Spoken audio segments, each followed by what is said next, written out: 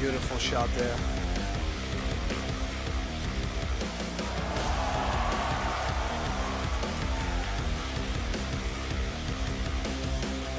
Oh, wow. Stop it, please.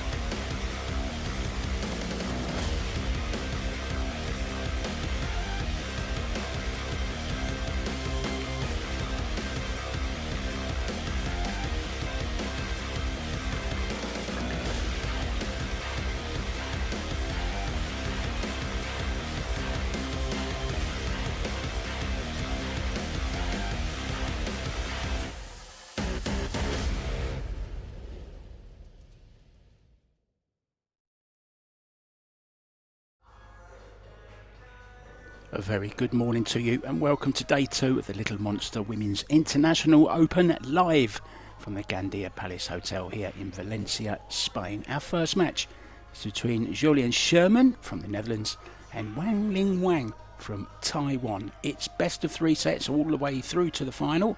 Races to 4. It's winner breaks, of course. It's 10 ball, cool shot. I'm Mark White, and calling the shots with me in the booth is the brilliant brain, Benjamin Belhassan. Good morning, Benjamin.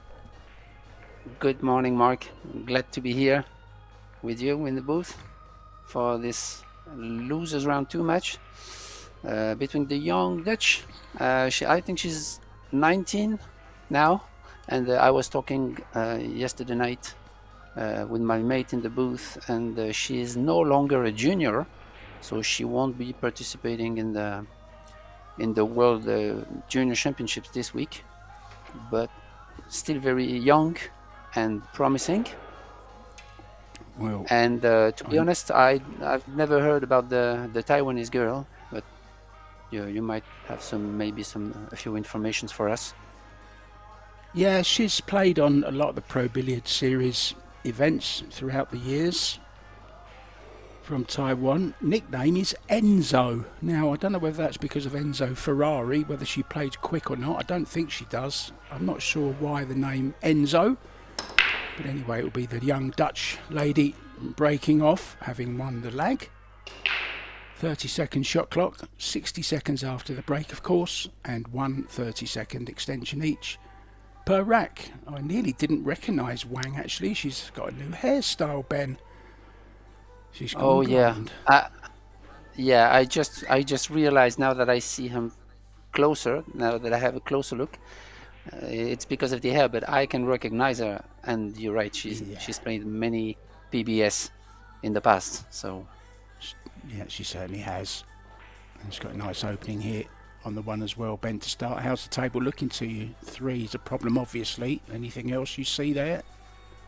yeah, and but it's a big problem because the 6 ball is blocking the path to the 3, and it's really difficult to find a way. So maybe she could like draw off the long rail and keep a space in between the 5 and 6 to stop the cue ball just behind the 7.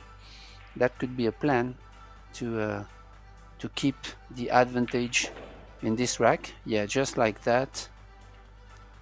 And now she can hit the 3 ball full in the face and stop behind the 7. So that looks good. Yeah, good call. Benjamin is warmed up already. He's in stroke. Yeah, but I don't think she can do that. Yeah, maybe just rolling, but that's dangerous. Yeah, because if you use then a high ball, then the cue ball is gonna really slow down before hitting the rail, and the danger is to come short, which that's exactly what she did. So yeah, this is a pretty big mistake here in the opening, because she left Yolen an open shot. Still tough to reach the 4 though. Yeah, tough to get on the 8 as well. I think it does go to the top left, so She's going to have to play a short side shot on that. 7 is the same side of the table, Benjamin. Yeah.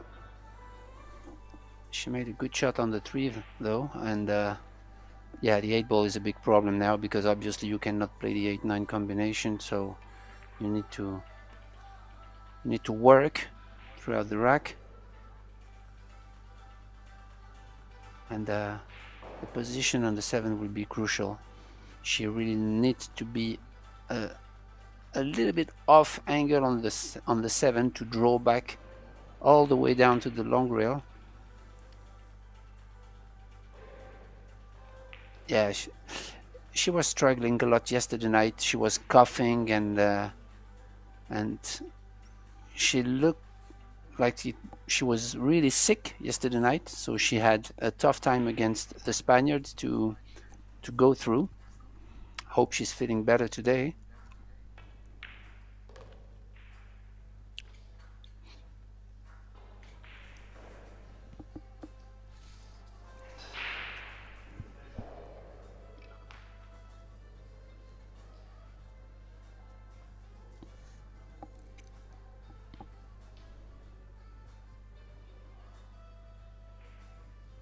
Very steady Wang, as you can see.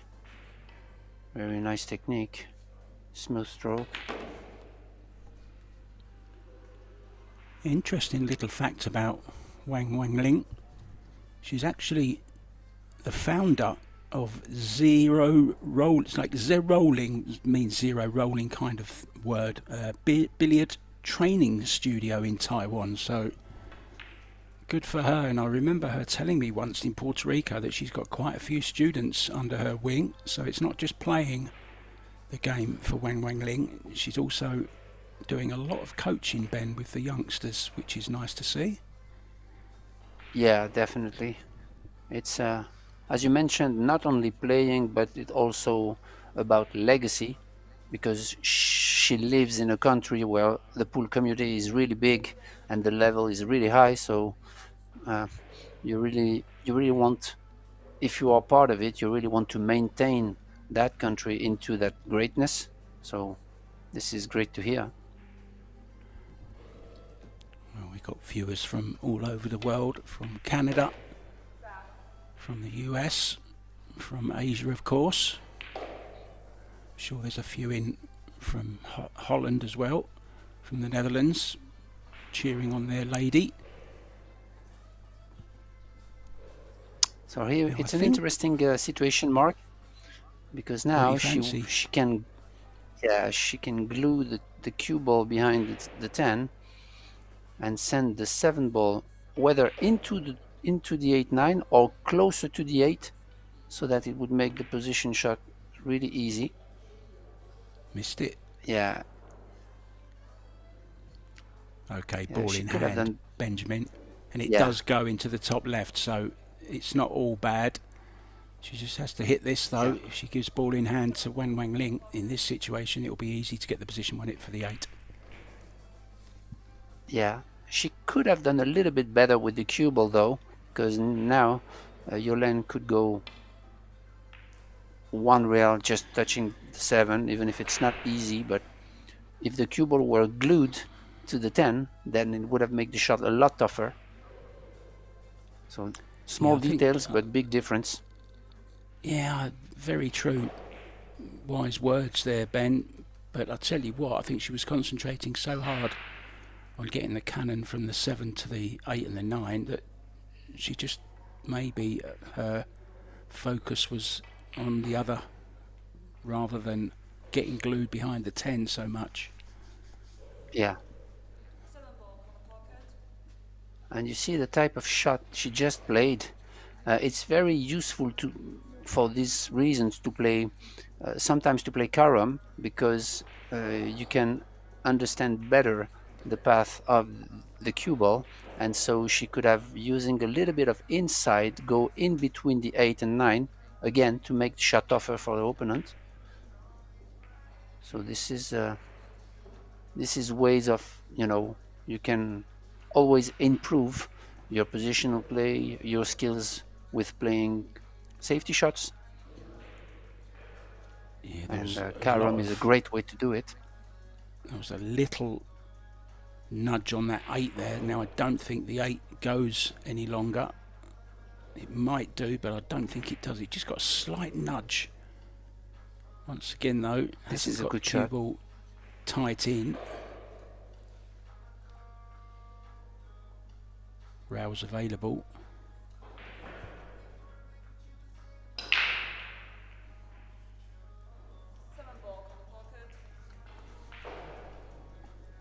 Going off the right hand side rail by the looks of it.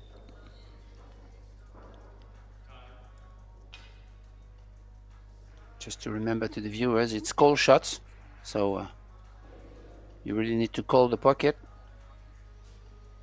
Oh, fortunately, she didn't touch the 8-9, which is going to make the layout really tough for her opponent, even with ball in hand on the 7. So this is interesting to see which way she's gonna choose to break the cluster. Myself, I would. Right. What would you do, Ben?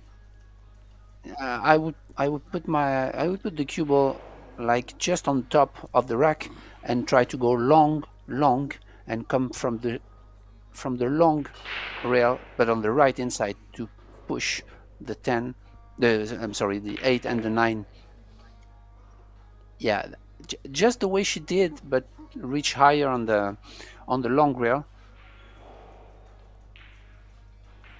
so that she can, whatever happens, can see the 8, which is not the case by the shot she played.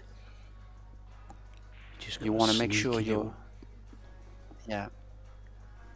Got a sneaky little look there from the overhead of the lovely Predator lights glistening on that 8 ball. It's one of my favourite camera shots in pool, that really is. Yeah, this is great.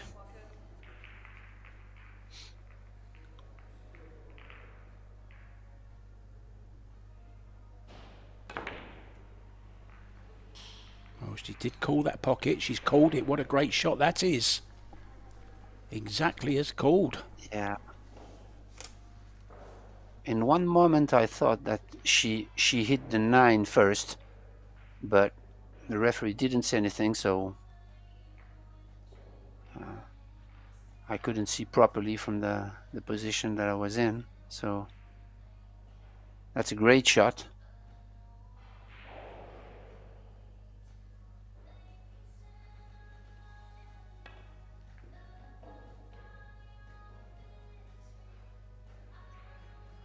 Oh, she kind of overcut this, but she's going to leave a long, tough shot in the jaws for Yolin.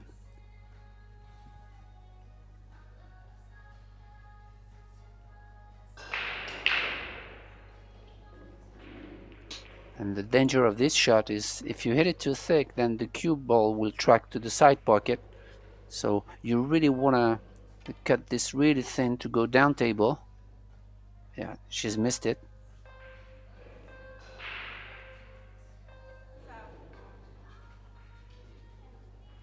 Yeah, she's definitely not feeling good in this tournament.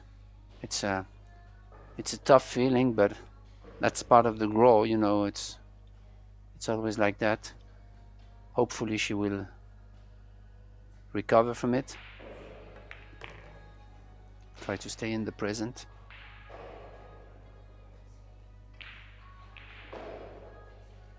Nothing worse than playing a sport when you're not feeling 100%. It's difficult enough as it is without having the added handicap of not feeling great. But it's Wang who takes the opening rack, quite an interesting opening rack, quite a long one, but lots of safety, lots of kicking. Benjamin. Yep. There's our referee, Coco. I believe that's her name. I think I've remembered her right from the last tournament in Bali. That's Coco. Become a regular now on the Predator Pro Billiard Series and World Championships. So you see Mighty Reparo of Spain in the background, just about to break. That's available for you guys on table 2. if you want to catch up with that. Plenty of interesting matches going on. And quite unusual, Ben, to see Xia Liu and Han Yu both on the loser's side so early on. Yeah, definitely. What comes to my mind when you say that, it's the issues due to the long travels and jet lags, and it's tough to experience this when you're an Asian player to come to Europe to play, because you have like 20 plus hours of flight and you have the jet lag, and it takes you a couple of days to settle down, and maybe that's the reason why one of the reasons why they are already in the losers bracket. Yeah, they don't really travel too much, a lot of the Chinese and the Chinese Taipei. They're not big travellers, and it's interesting you say that, because that could be why maybe when the Europeans go there they don't do as well as maybe they would, because the role is reversed, of course. The Europeans are the ones that have done the travelling, so there certainly could be something in that, especially when tournaments are so close together and you've not really got time to get used to the jet lag. Yeah, definitely. And also maybe they are not big travelers, because there are also big tournaments and lots of players and action in their countries. So unless you have the World Championships and you have the Predator Pro Billiard Series, which are really international big events, they are not traveling too much abroad.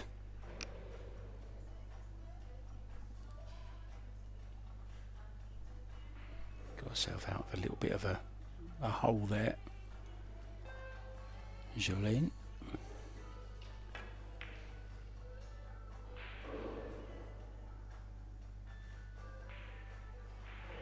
It was a song by Dolly Parton, I think, Jolene.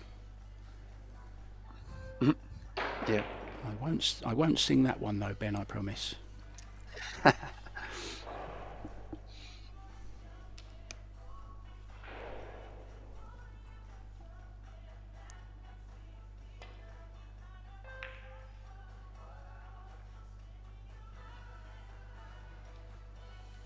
who should hit that shot wrong? there.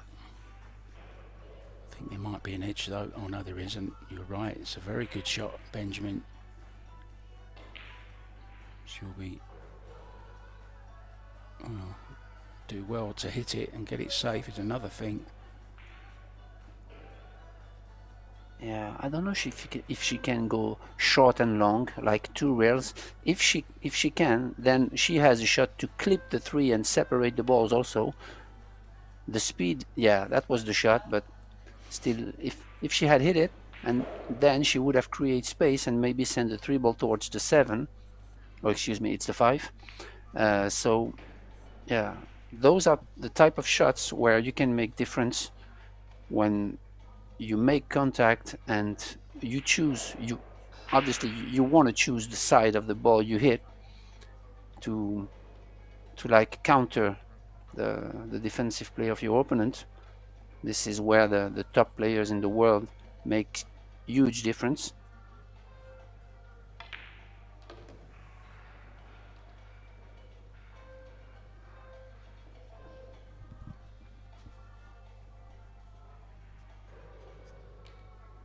She let herself a straight in 4, which is not ideal, but she's gonna draw back to the 5.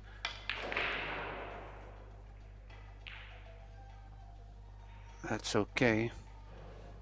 But the 7 ball is in a tricky situation here, because the 8 ball blocking the short side, and she definitely want a slightly angle to go directly from the 6 to the 7, which is never easy. Yeah, I think she has too much now. She has drawn too much.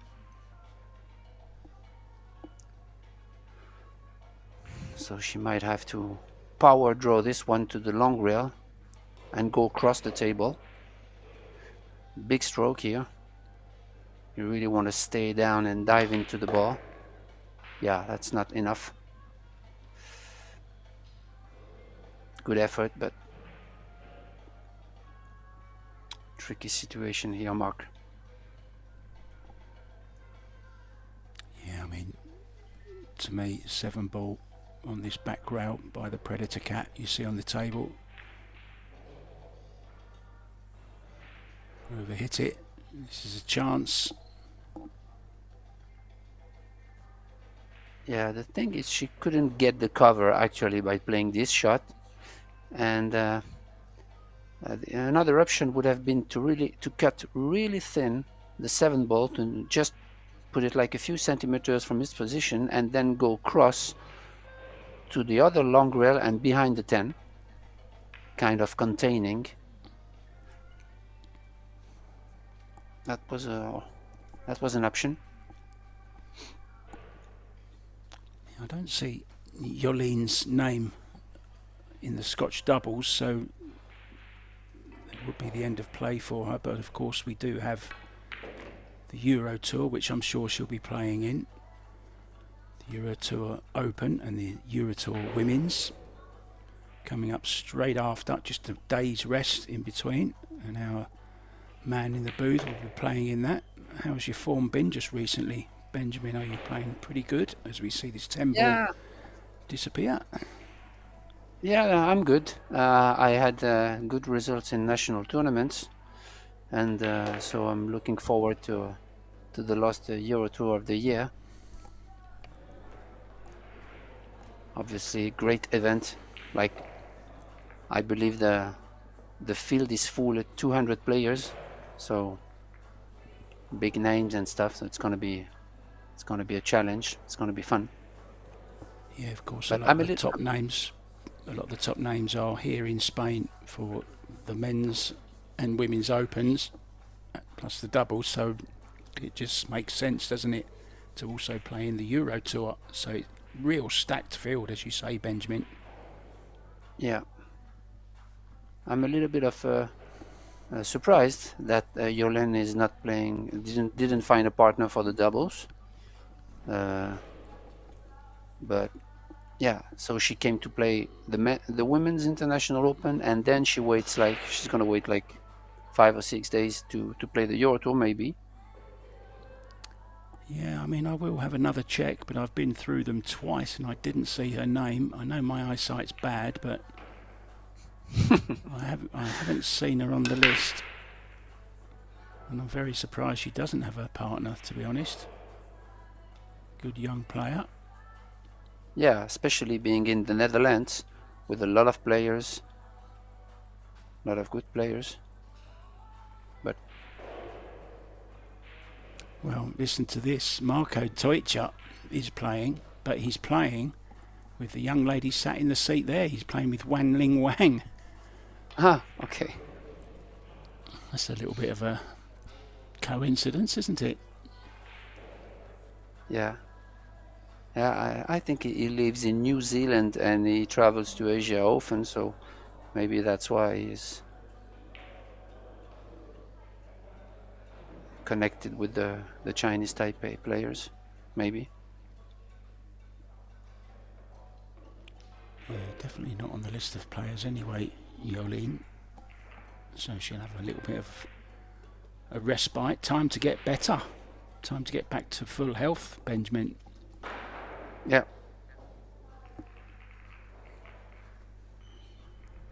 Well, she did a good job on the 1-ball because that was not easy to get to the 2. Came up a little bit short, so she'll have to go back and forth with that 2-ball. The point is, she's not going to play it. Yeah. The way she addressed the cue ball told me that she's not going to play the cut shot. She's just changed her mind though. She's just called it again, Benjamin. So she is going to play it. She just called it. Yes, but the bank, you mean? I believe. No. Oh, the bank. You're right. I beg your pardon. I told you my eyes were bad. Yeah, because the thing is, when you cut the balls that thin, if she could have gone for the cut, she would have. You must take a high ball on those shots, to for more accuracy from the path of the cue ball first, but also for the contact point. So the way she hit it, kind of stunish, told me that she would go for the bank. That's a very nice shot, well controlled there from Yolene. May have left a piece of it, but don't think the potting angle's there. It was a very, very good attempt though. Good pace on the cue ball. Was hoping to get cover behind the 7. If she can't see the ball properly, then it's a tough spot because you can't really play, you can't really cut the ball. So yeah, that's the shot I was talking about, but normally the 2 ball would go out. Yeah, that's the problem. You're going to leave the 2 ball in a square near the pocket, and you really want to be the 2 ball behind the 8 ball, which is really tough to control from that distance. So it was a great effort.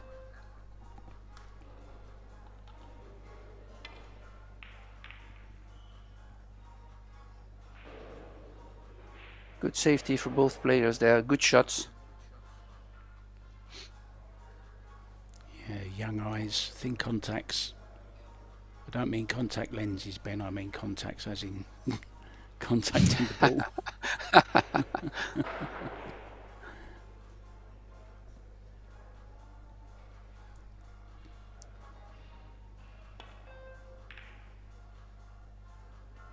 Yeah, that's a good shot. She wanted to use the 5 ball to stop the 2, but actually it moved a little bit towards the pocket, so she's left an opener.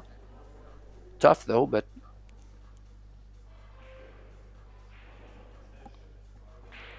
Cue ball tracking naturally towards the 3 off 2 rails. Can she? I think she's okay for the 8.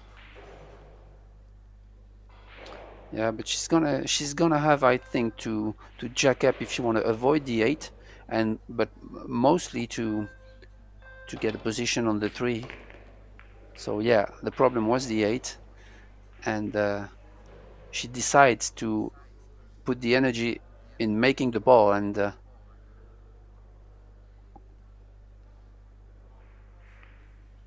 make it a priority. But now she's faced with a really tough shot, because the cue ball would track on the wrong side of the 4. I believe the 4 doesn't pass the 10, so it's again tough. Yeah. Oh, may get a little bit of a roll here. May get a jelly roll for Jolene. A jelly. Yeah.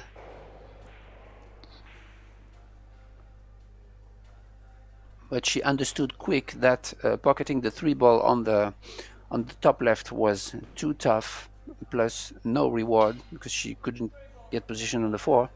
So she decided to play it on the side, a kind of 2-way shot, and she had success. This is close. Yeah, Good this is effort. good. Yeah. Little roll this time for Wang Ling. Well, this is the type of situation where it's really tough to control both balls, and I would say that you could go 1 rail and try to hit the right side of the 3 thin to track the cue ball towards the 10 and 9. Yeah, she hit the other side, but what's important here is to really try to hit thin one side of the ball so that you can create distance between them, just like she did. Yeah, we're going airborne with Taiwan Airways. Taking off any moment now and landing very, very soon.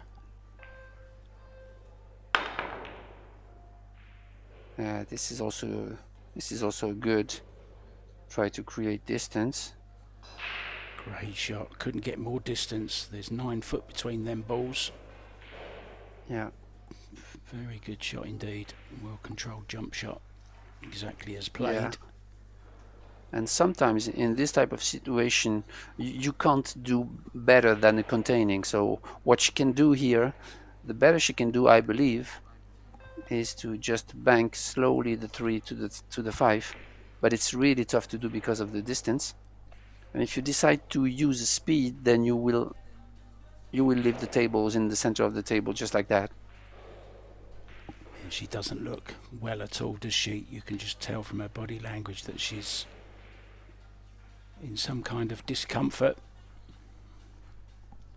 Yeah, sometimes you have to accept that the game tells you to play a containing shot, and it's just the best you can do considering the position of the balls, and that's how it is. Good shot. Done well to hold the cue ball off a thin cut. It's pretty good.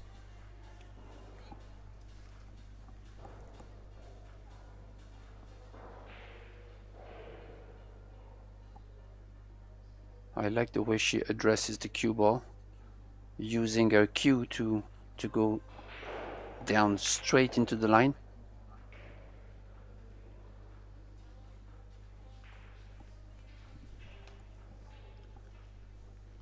Good Morgan to our German fans, as we have a close up there of Jolene. Not looking too well, is she? Not looking too happy, a little bit red-faced. Yeah, she's not feeling well, definitely, since yesterday, so this is a tough moment. But I wish she could learn from that and improve and try to stay in the present moment right now. But it's, of course, easier said than done. Oh, when you don't feel well, it's just awful, isn't it? I mean, you can't play any of your normal game, really. It's kind of a situation where you wish you could just get out of that arena, you know, as quickly as possible. But Yeah, one thing I've noticed, it's great for her to show up, and to show up when you're not feeling your best. It deserves a lot of credit, so well done to Jolene for showing up even. yeah. But also, you know, it's tough because when you're such at a young age, you might not have the tools to face those emotions. And when I say that, I'm thinking about probably our hero, the Terminator, which is really a specialist of the mental side and the mental toughness.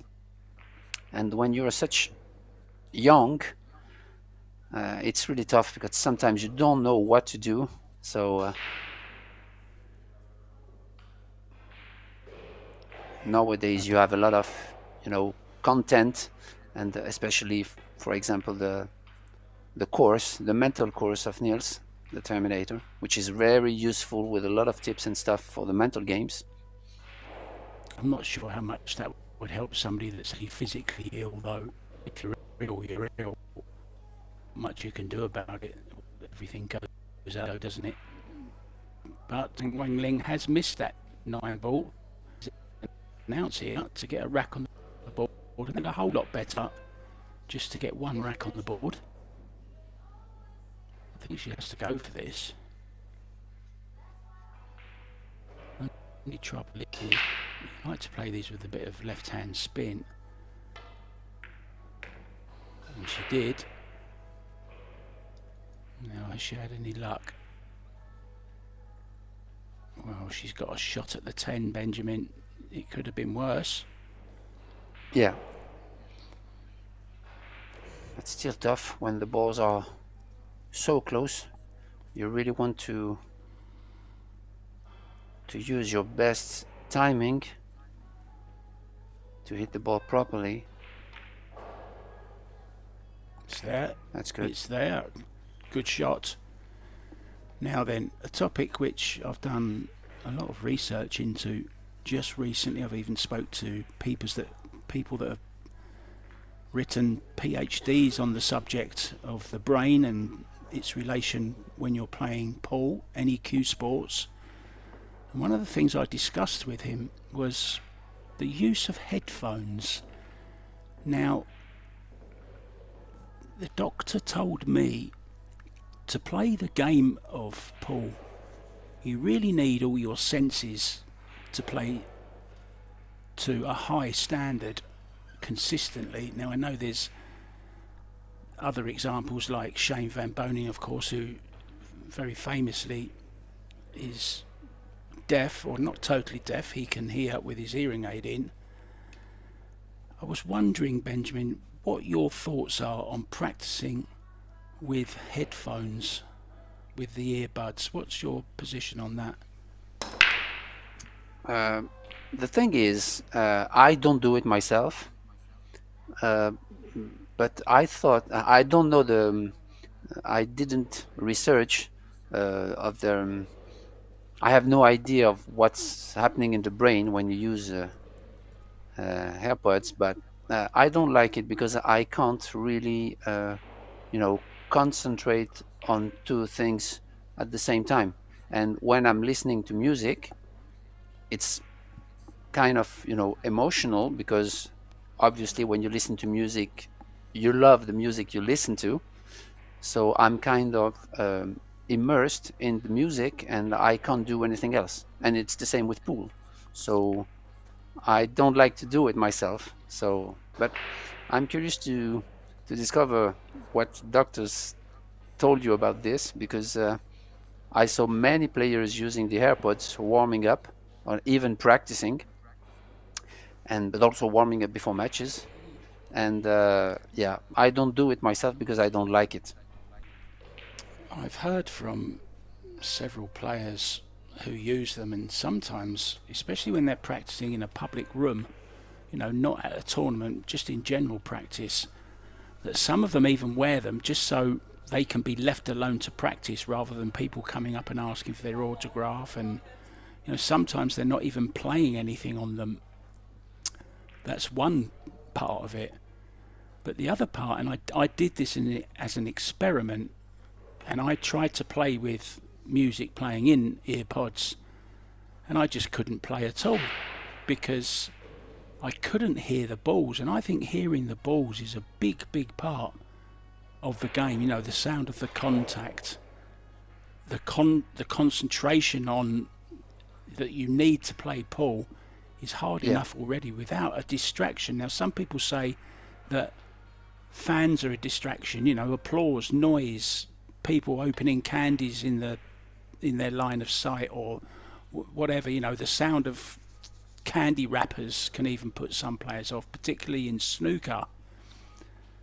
But of course they're yeah, banned from actually using them in tournaments. So what my point is why would you practice in a way that you wouldn't be able to do when you actually go to play the match? The great Steve Davis always said, practice like it's a match, so when it becomes a match it just feels like practice, which kind of makes sense to me. This yeah, play in the same definitely. atmosphere as you're going to face, as near, damn it. I mean, he would practice at the times that he knew he was going to be playing. He would be practicing the race to whatever the tournament was that he was going to be playing in. Any little, he would go back to his chair, take a sip of water, exactly as if Yeah, he's playing the match. exactly. This is really important. But you mentioned something interesting, is that uh, I don't like to use AirPods to listen to music, but what I used to do when I was practicing is to use buds in my ears for the noises. Noise And cancellation. Yeah. yeah, because it's really this I found it really great, because you can feel and hear you better when you breathe, especially when you take deep breath, and you still hear the balls. And it's to me it was really a great experience. But at some point years ago, especially in France where I played national tournaments, it was forbidden. Suddenly they make it forbidden for tournaments, because I used to play with those for the noise, and only simple earbuds, Yeah. not even connected or stuff. But as it became forbidden, then I stopped using them for the reason you just mentioned, because I needed to practice and play tournaments in the same conditions. But yeah, the music, I don't like it, but the earpods as a noise blocker, I really loved it for the breath and everything. Interesting. Well, what do you guys think that are watching online? Earbuds or no earbuds? Music, no music? What do you play with?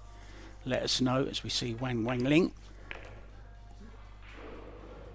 playing this left-handed, looking to get on the hill in this opening set. It's been hard going for both players so far.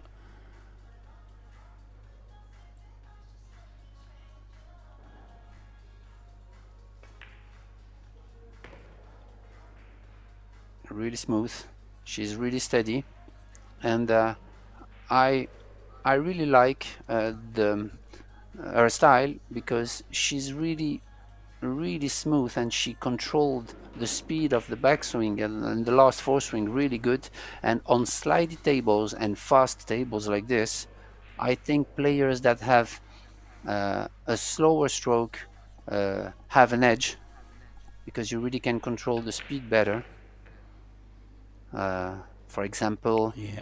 players like Moritz Neuhausen, the young German, he has such a smooth stroke, and he slows down a little bit when it needs to, and it's really, it makes me think about a control feeling, of gesture and position shots. And Yeah, the reason that I brought up the AirPods subject was because when Yolene came in to practice, she was wearing them during her practice, and then all of a sudden you start a match and it's a completely different atmosphere. Just kind of was interested to find out your point of view, so thank you very much for that. We'd love to know your point of view in the chat as well, guys. We do keep an eye on it when we can and address any questions you have. Make sure you send them to Ben though, he's the expert. So Ling Wang to break off then for the set, this opening set.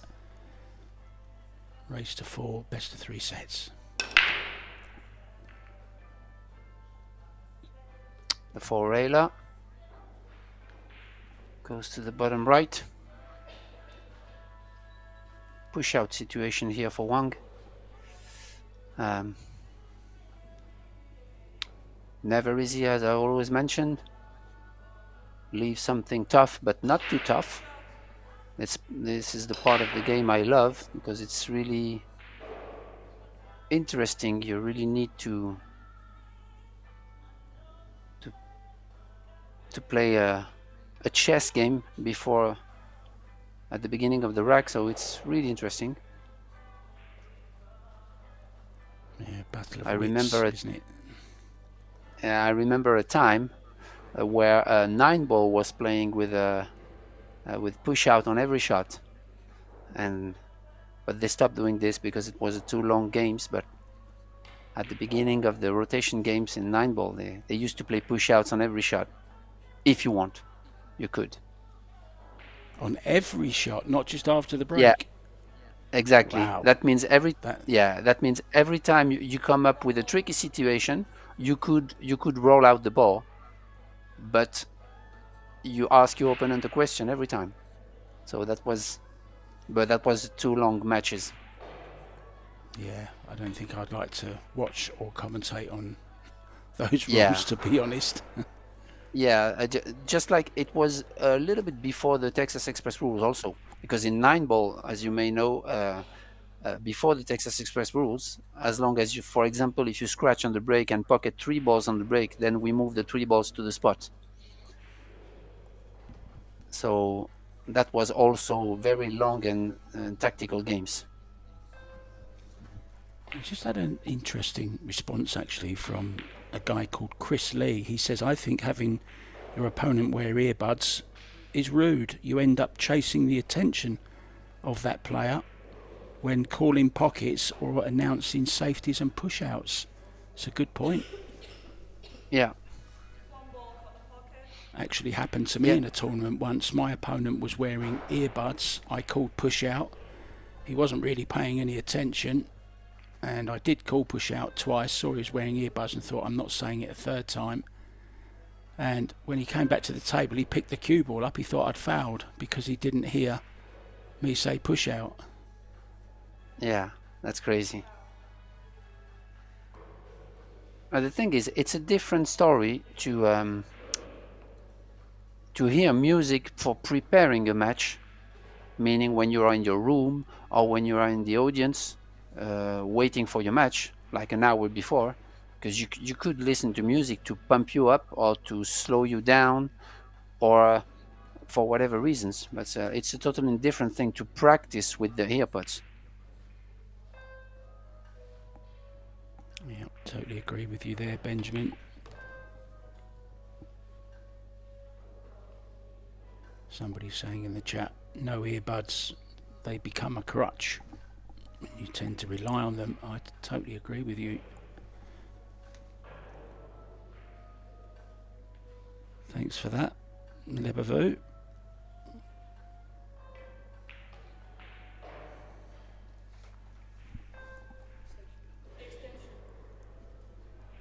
So Yulene is dead straight on that 2 ball, and I think the 3 is only passing on the right side pocket, and it's really tough to judge to stop the cue ball on this line. Yeah, So she's looking at maybe playing remember early defense. tens, Benjamin, early tens as well. She just had a look at the 10, but she's played it pretty well, hasn't she? The shot you was talking Yeah. about. But that was tough. She went a little bit too far, so now she has a slightly angle on the 3 that would make her go down table. Maybe she could go towards the 7-9 to play the 5 ball. Oh, she's queuing up, so she's going to the long rail. Yeah, just not happening for her at the moment. She's cut off the potting angle though here, I believe. Yeah. Awkward queuing as well over the 6 ball, so still a bit more pool to be played in this match. It's if I can compare to yesterday night, it's pretty much the same feeling I have on our match, that she is lacking of conviction. And this is a really interesting world in the world of sports, because the conviction leads you to motivation, concentration, and I saw Pia Filler yesterday night, and I love to watch her play because she has that conviction in the eyes when she's playing a match. Even if she's trailing or she's winning or whatever happens, she always has that conviction in her eyes, and it's beautiful to witness. Well, she is what it says on the tin, isn't she? Pia Filler, she's a killer. And there's 2 of them. Yeah, but the conviction is a big thing, Determination is really key to want to play your heart out and play the best shot you can on each shot. Niels is also like this. It's crazy to watch. Yeah, a lot of mental energy that you're burning on every shot. It's a good solid hit there. Oh, doesn't want to scratch. She's okay. Well, she's okay in the side. I thought she may scratch in the corner for a second, but she's good. All is good. There you see her coughing. Yeah. And yesterday she was coughing so bad that I think she has a problem on the muscle, on the side muscles. Because when you cough for days and days like this, then the muscles of your core are really really hurt you. Oh, did she call it? Yes, she did. Oh, wow. What a shot. It's a tough way to lose the opening set. Now there is a timeout available to both players after each set when Wang Lin has decided to take hers, and yeah, good idea I think for Yolene to step out as well, and I think it's a good idea that Benjamin Balhassan and myself, Mark White, do exactly the same. We'll be back for the second set as soon as the players are back. Thanks for watching, guys. See you soon.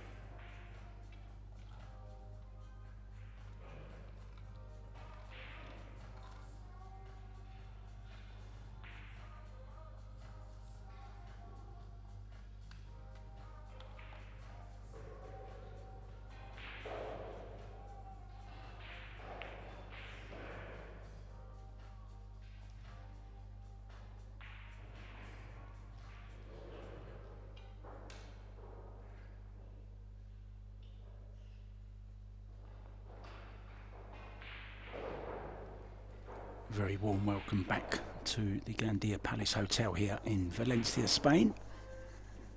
And there you can see the schedule for today. Coming up next at midday, losers qualifiers in the women's, and then the doubles action gets underway at 3 p.m. And what a way to start. Maite Rapero, Sanchez Ruiz up against Wei Chu Chen and Eklund Kachi. And on table 2, Kristina Zlateva and Juan Carlos Exposito will be up against Xia Liu and Conrad Musician. Some mouth-watering matches coming up for you guys later on today, and you can see it all continues with some mixed doubles action after that, also at 5 p.m. and then 7:30 p.m. tonight we'll have the last 16 of the Women's Open. Myself, Mark White, and Benjamin Belhassan are with you. How's this break looking to you, Benjamin? Yeah, oh, it's not gonna hit a rail. We're gonna start by a foul. Because remember, for the viewers, you have to hit a rail or pocket the ball after contact, which Jolien didn't. So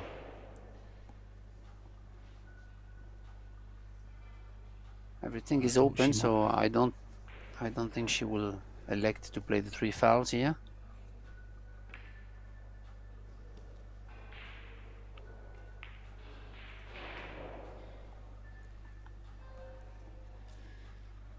Long shot on the 2, but pretty natural position on the 3. The 4 to the 5 also. Then she will have to pay attention to the 5 and the 6, because the 7 is really close to the 6.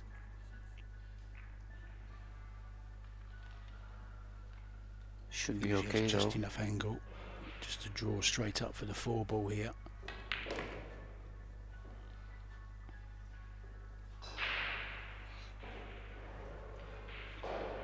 Okay, so now the 4 ball is giving you the wrong angle on the 5. So see if she elects to play a draw shot to create the right angle on the 5, which is the best solution in my opinion. Like that. Yeah. And now she really want to be near the line of the 6. What I call the line of the 6 is the line, if you draw a line through the 6 ball toward its pocket, yeah, like that. So she's perfectly on the line of the 6. So this is great, because the 8 and 9 are also tricky because they are high on the long rail. So got some work to do here. Draw straight back.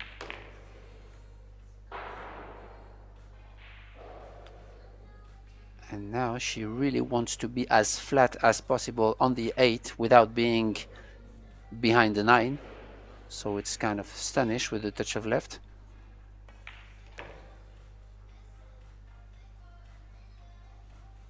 Yeah, she could have gone a little bit towards the 9 to leave herself a easier 8 ball, but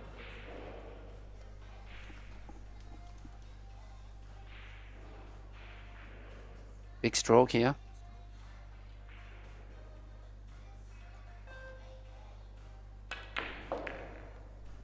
Good shot. Little bounce. Yeah, it's perfect, isn't it? Great shot from Wang Ling.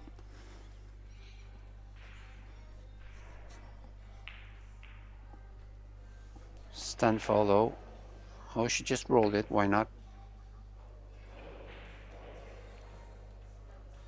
Jolien was so long away from the arena during that timeout. I thought maybe she might not even come out to play a second set. She was feeling that bad. Of course, we don't know how exactly bad she feels, but she doesn't look right. Let's bring you up to date, guys, with some scores from around the room. Yvonne Ullmann-Hebler from Germany is a set down to Ada Leo from the US. Kristina Zlateva will be featured in our doubles match along with partner Exposito a little bit later on today at 3 p.m. She's a set up against Anna Gradiznik.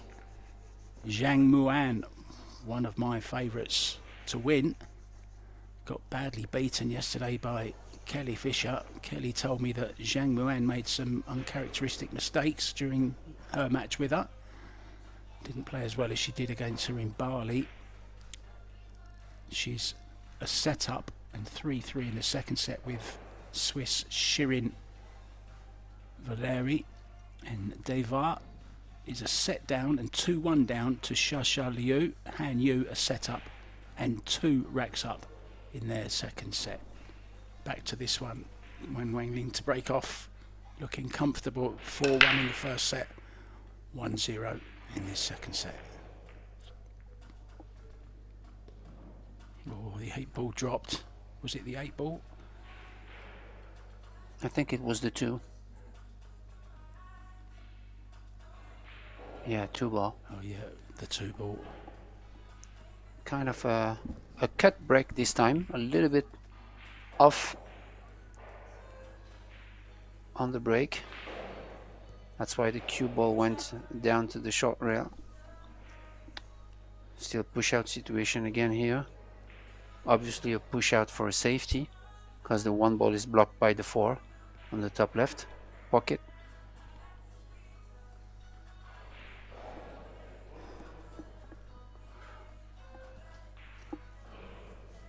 So this is tough because you don't have that many options. One option I see is to really cut extremely thin to shave the 1 and try to go to the short rail and use the 8 and 5 as blockers, and whatever happens you'll contain the 1 on the long rail.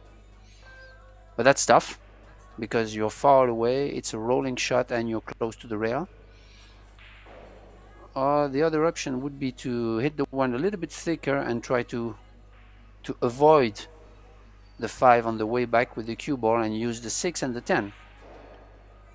That's 2 options, but there are other options. Yeah, that was the option I meant, but I think she's a little bit short to go behind the 6 and 10, and she left a window.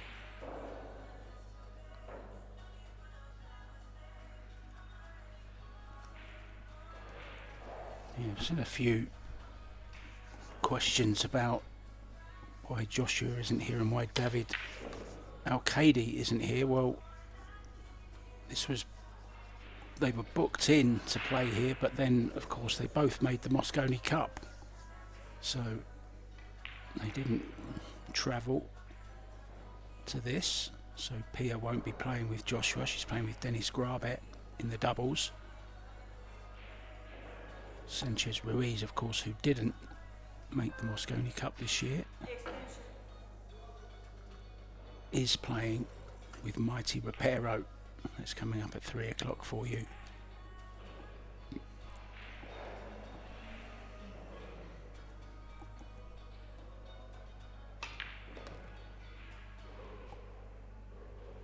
By the way, 2 great shots from Yolene. The 1 ball in the opener in the window, and this 3 ball using the bridge, which is never easy. She did it perfectly. Perfect position from the 4 to the 5.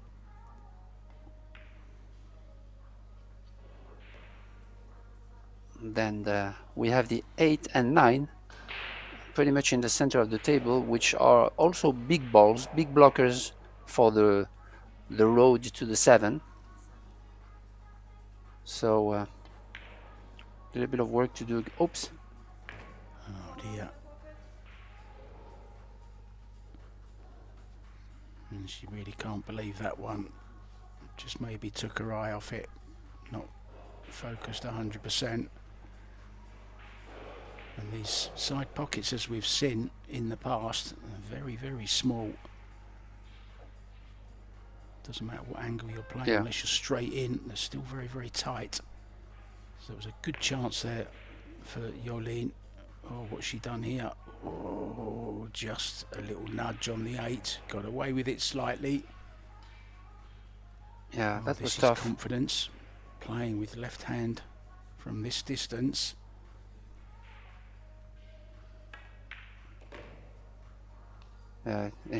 But she worked on it a lot, and her style as I mentioned earlier, with the slow stroke, provides you to control your movement, even if you're left-handed. So no doubt she worked on it, but she has also the style of play to do it.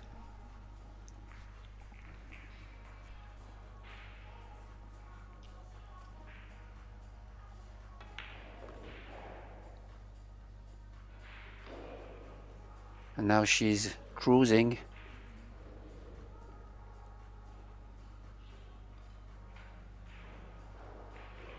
Through this match. Double the lead.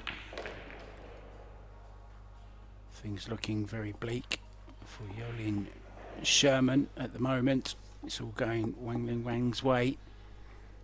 Two latest scores I failed to give you. Monica Zarbek won the first set against Mighty Rapera. That's over on table 2. And the pole is 2-1 up in the second set also. And Rochelle Enfroy is a set up and 3-0 up against Sara Iannini. So you're all up to date. Remember guys, we have the Scotch doubles, the pairs, the mixed pairs starting at 3 PM today. If you want to see who the teams are, you can go to probilliardseries.com and you can see the strength of that event. It really is a well stacked event. 40,000 to first prize and 20 to second. 22.5 to the winner of the Women's Open.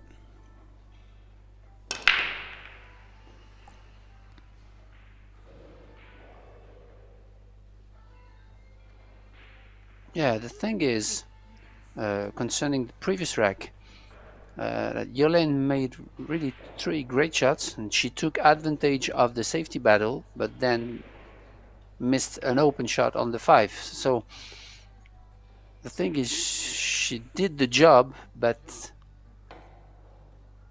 then after that you really need to take advantage of the mistake of your opponent, especially when you played some good shots and you have the opportunity to have, for example, ball in hand to run out the rack.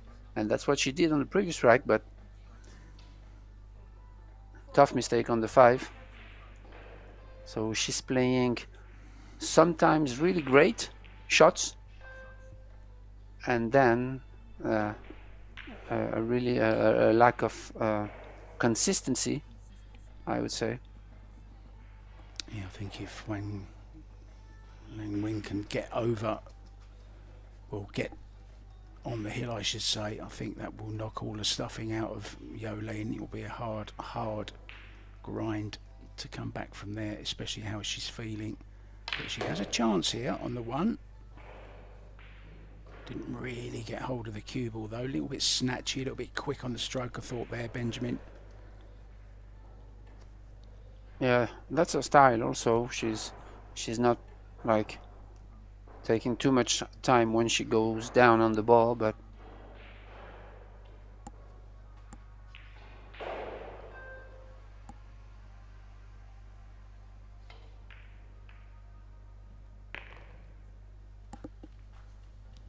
yeah, so now she's in trouble because she can't cue properly, and the 4 ball, excuse me, is on the other side of the table with the 7 on the long rail, so she doesn't have the right angle to go from the 3 to the 4, and you can't really play safe because if you cut it, then the kiss is on, so you have to manipulate the balls to avoid the kiss, which is never easy. Especially she'd like to play with right hand spin if she played that shot, but she can't get to the right hand side of the cue ball. She could just play the 3 up and down if she wants, down by the 10. Well, she's gone for it. Whoa, what a great shot she's played there. Terrific shot from the young girl from Netherlands.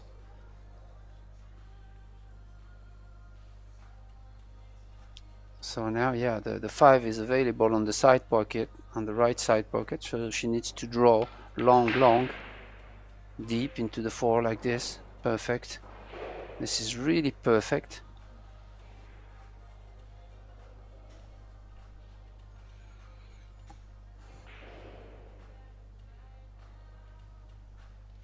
And here she doesn't have the other choice than to play the 5 and then play the 6 from where she is, going to the short rail and back up in the center of the table. Yeah, like that.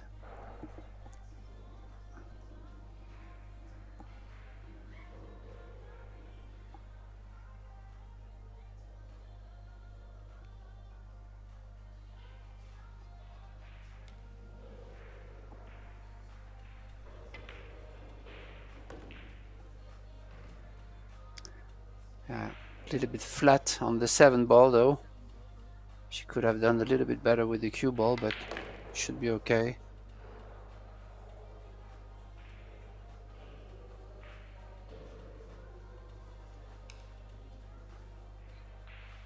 Just spin it round 2 rails for the 9 into the side. No.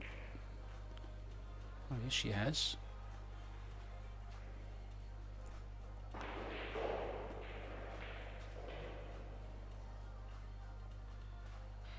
Two results to give you guys. Han Yu has beaten Astrid Santos straight sets, as has Zhang Muan against Shirin Valeri. So 2 results there in this round. Nicely done from Yolene Sherman.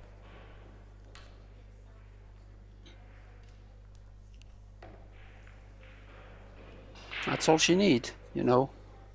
A couple of good solid shots, a couple of racks on the board, and all of a sudden, in the blink of an eye, everything can change.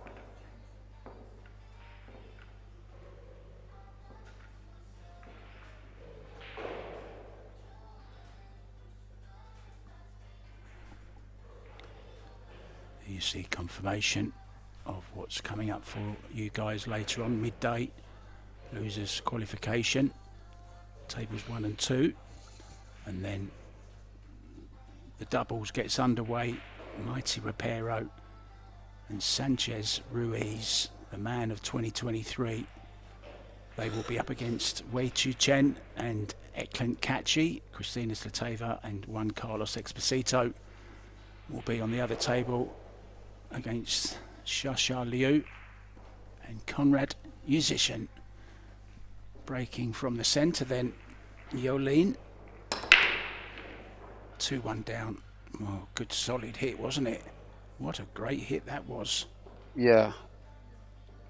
But this is really tough to generate a lot of power from outside of the line, from behind, you know, because she's breaking 1 diamond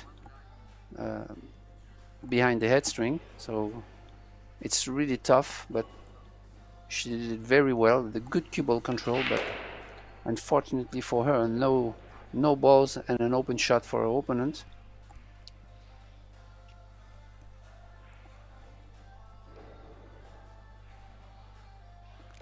Came up short on the 2. She would have liked to play the 2 ball on the side, but on these slidey tables, when you use high ball, she actually uses too much high ball. Oh, this is a great shot. Wow. Very intelligent shot, wasn't it?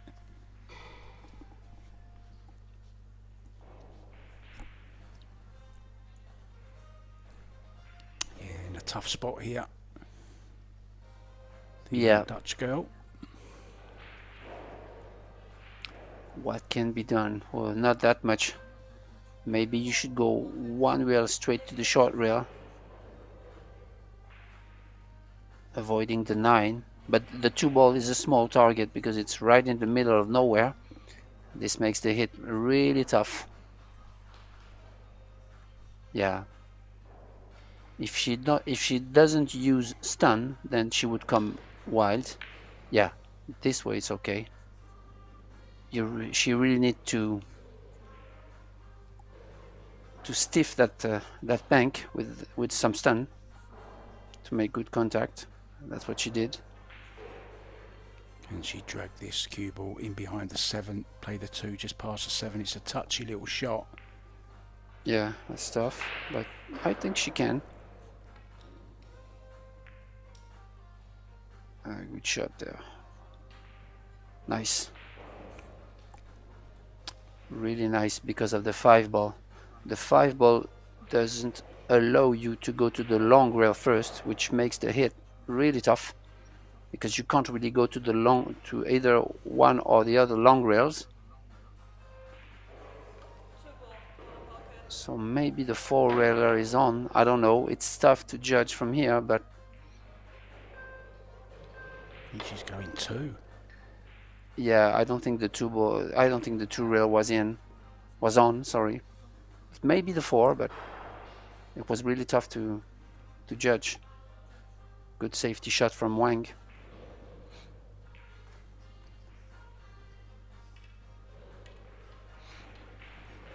Well, funny layout here. I don't know if the 7 ball passes the 9, but if it does,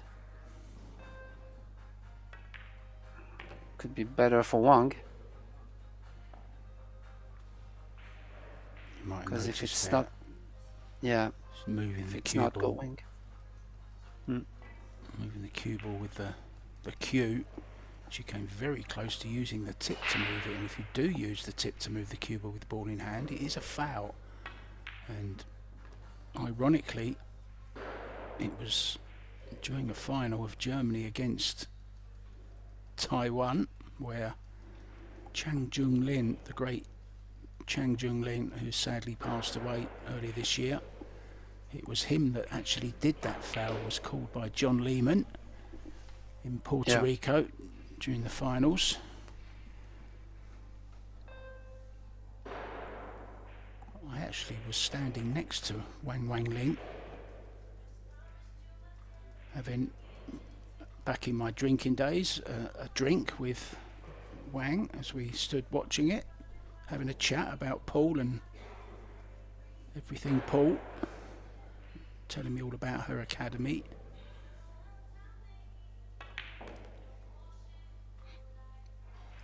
Guessing the 7 does pass. yeah. By the way, she played a great shot on the 4, from the 4 to the 5, really great. And yeah, the way she's queuing on the 6 makes me think that, oh, pocket speed, I would say.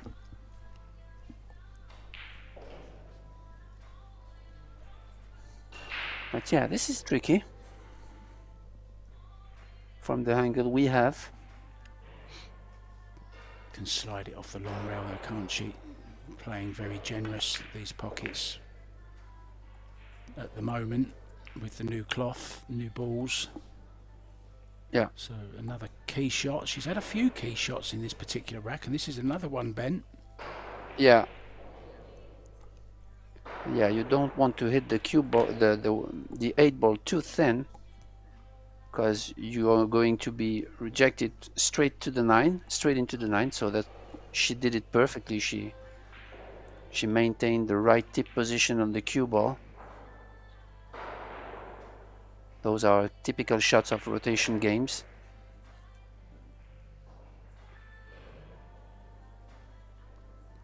So this 10 ball then to get on the hill. Yeah, and as you mentioned, she has a pool school in Taiwan, so obviously she's used to create and practice and teach drills to the students. So that 8, 9, 10 was typical shots of rotation games that you can improve with drills. Yeah, great drills available all over YouTube and Facebook these days, aren't there? They're all challenging other players to play the challenges as well. Have another result for you guys. I don't think it's one Ben will like very much. Duvat has been beaten by Shasha Liu in straight sets 2-0.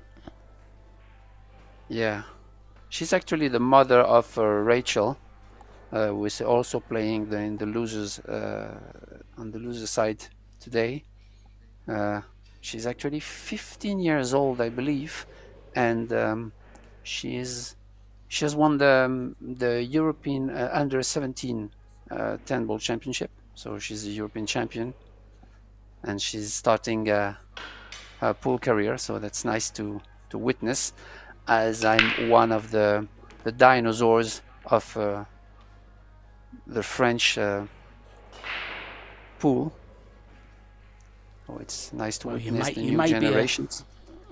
you may be a dinosaur, but you're not extinct just yet.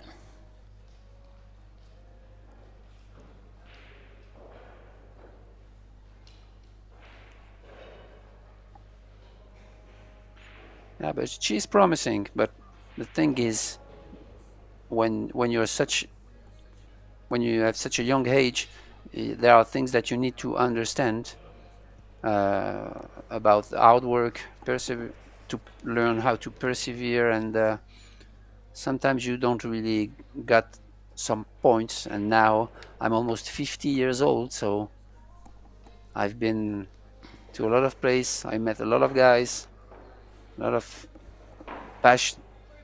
passionate players and coaches and stuff. So yeah, you really need to dive into it. You really need to put everything you have if you want to reach the high level, and that's how it is in every sport. Oh dear, oh dear. Well, that's why I call you the brains in the booth, Benjamin. You certainly are.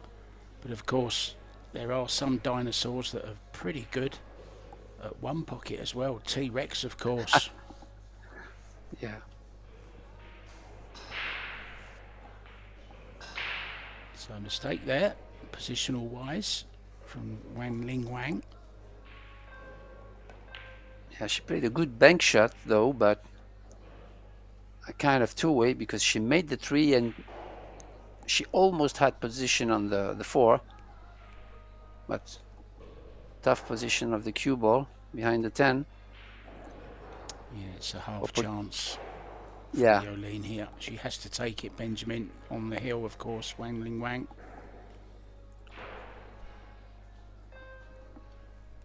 Yeah, particularly on this first shot, she needs to do something a little bit tough with the cue ball. And yeah, myself, I believe I would have played it on the side, maybe, to pocket the 5 ball on the other side pocket. She's left a window here. Agreed. I'm sure she's not making the clearest of decisions at the moment.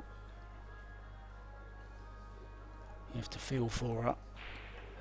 Nothing worse than looking forward to a tournament and it just happens to coincide with being ill. Yeah. So much in the head is the game of cue sports. Any sport, for that matter.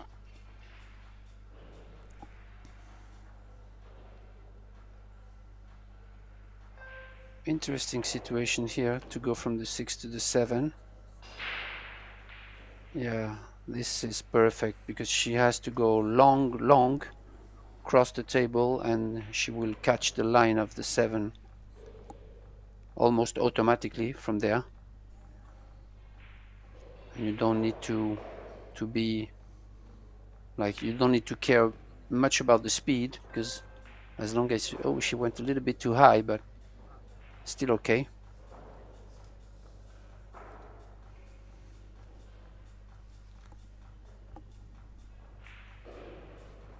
She wanted to be a little bit more on the head string to have less angle on the 7 ball, but now she has to travel a lot with the cue ball, which makes the position really tougher.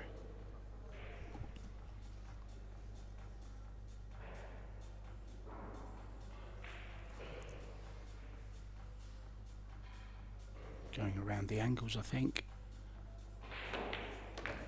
Yeah, going 3 rares, but Great it's really shot. tough to control Great the speed. Shot. Yeah. What a shot. Perfection.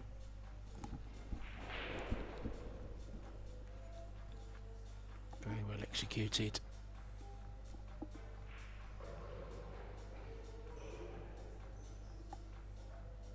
She really has a solid stance, just like you learn in pool schools, you know, the way she addresses the cue ball.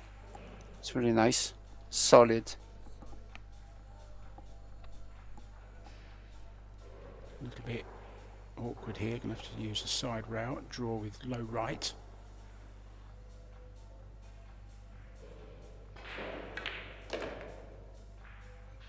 This is really interesting the way she played it, because she knows that on the slightly fast tables like this, you don't need to power.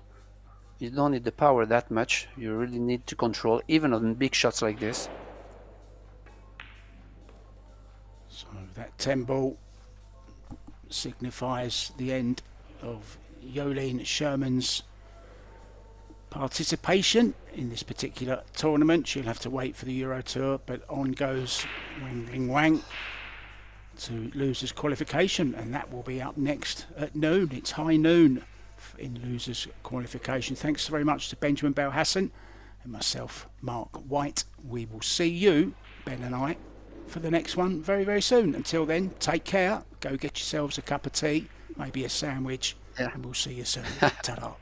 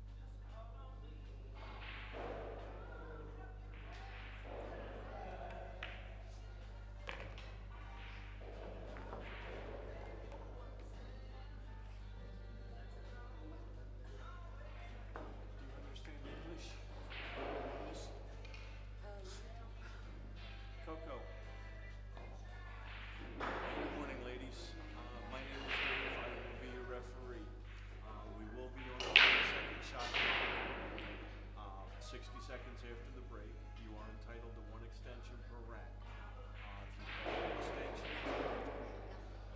I will. 就是开球之后第一杆，然后30秒每个回合。 When you call your extension, I will repeat it. If I don't repeat it, it means I did not hear it. Call it again, please. 他就是你说了 extension 之后，他如果没有重复，说明他没有听见，再说一遍这样子。 If you don't have an extension available, I will say not allowed.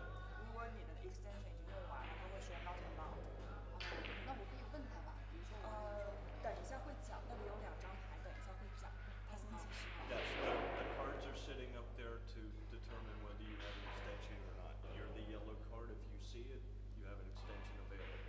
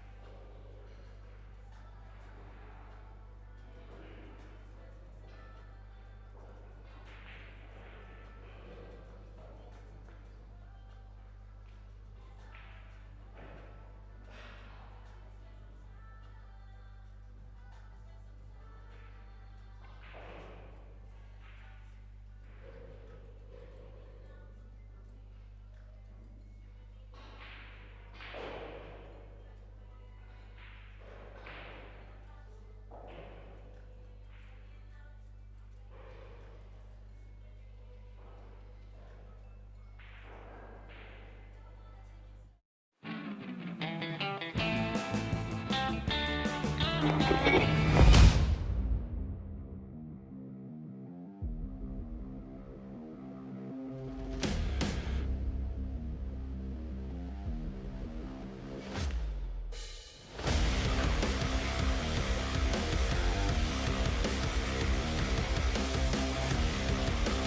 beautiful shot there.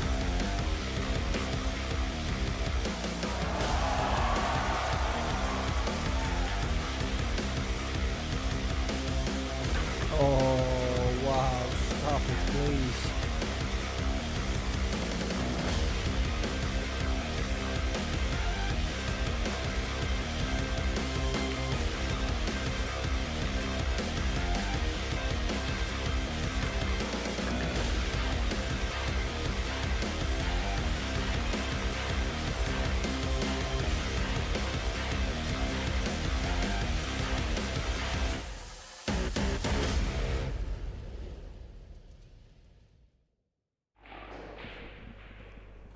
A very good afternoon to you guys, and welcome back to day 2 of the Little Monster Women's International Open. We are live, of course, from the Gandia Palace in Valencia, Spain. Our next match is a losers qualification encounter between Xia Liu and Soledad Ayala. It's best of 3 sets, races to 4, winner breaks. Your referee for this one is Dave Pearson, and it's 10 ball, of course, so that means call shot. I'm Mark White, and calling the shots with me in the booth is the brains of the booth. It's Benjamin Belhassan.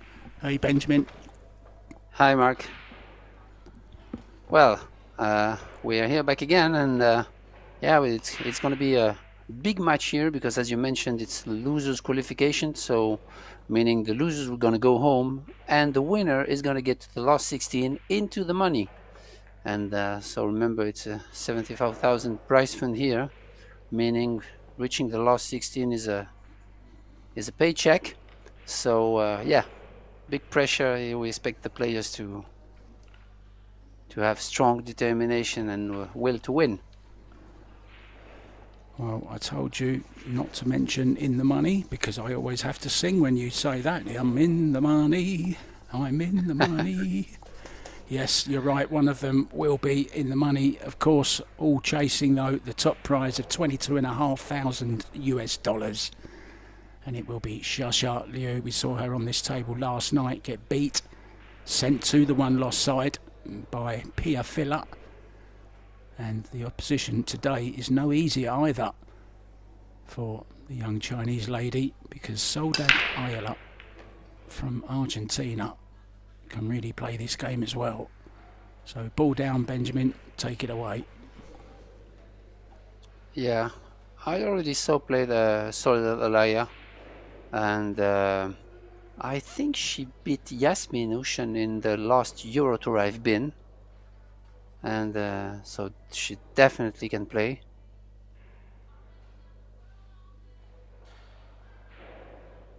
So yeah, I can't wait to see what's going to happen in this match. Yeah, ball down on the break. I think she's got a sneaking little look at the 2, but she's come up with a great safety. She knows how good this young lady can pot. She's a real potter, Soledad.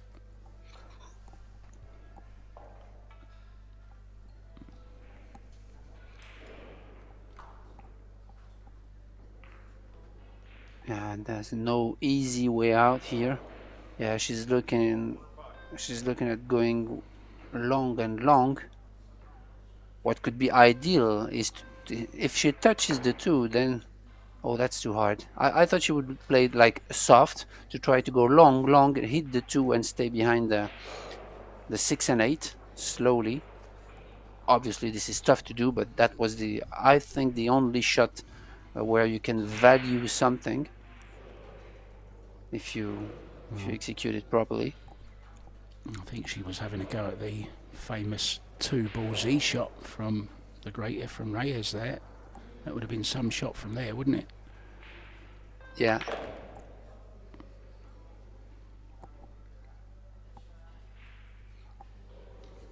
Straight into stroke then for Xia.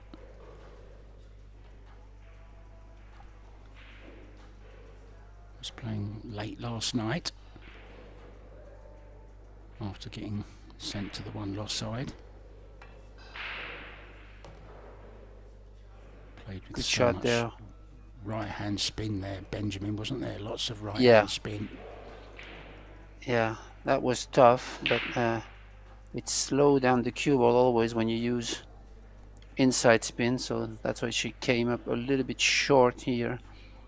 And yeah, it's a tough position because the angle she has doesn't allow her to get position on the 5, so she might have to play safe here, I tell you what, or decided to go into the 5.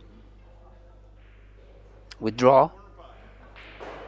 She can also elect to make the 4 and then bank the 5 to play some kind of safety here, depending where she lands with the cue ball. Oh yeah, that's why I was telling you that she might elect to play safe, because there were no easy way to track to the 5 ball. So that's a good shot.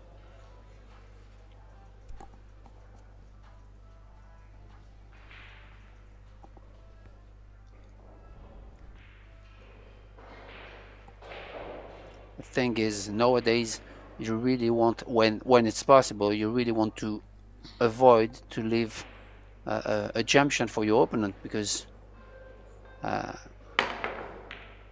jump stakes are really much easier to use than it was a decade ago. So as long as you can take the jump shot out of the equation, it's always a good point.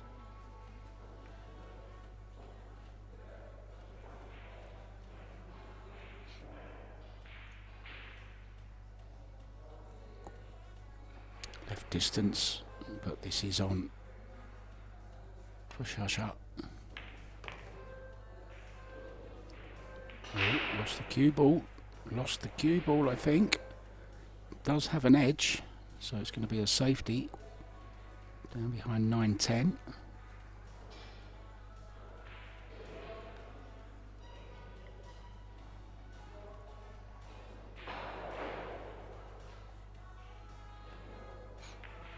Oh, she had much more of it. Yeah, this is simple, but this is really effective. I really like that shot. Yeah, very, very simple, as you say. Terrific shot, well controlled. And it's not easy at all, is it? I mean, okay, she could make this, possibly. I don't know if this 3-railer is in. Only one rail. Yeah, but she could have also tried the 3-railer, but the 7 ball is on the way because she needed to hit the point right after the side pocket.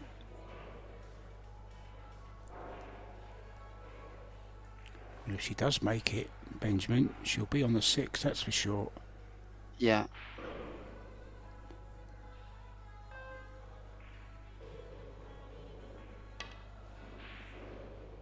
The speed is good.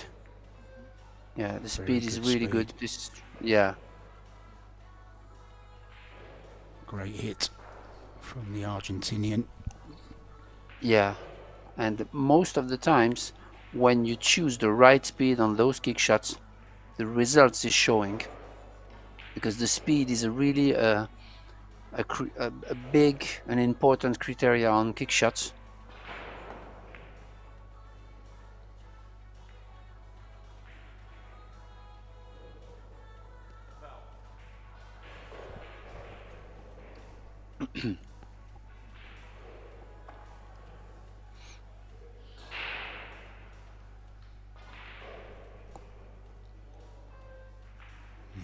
Foul called, of course.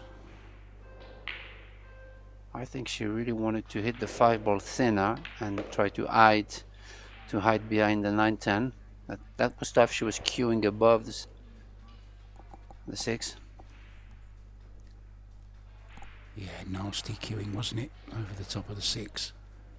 And that was a result of the good hit from Soldad, the shot before.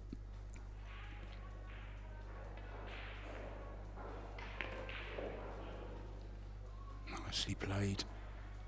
Lots of left-hand spin. Taken around the back of the 8. Now can drawback, Ben, from this seven ball. Yeah.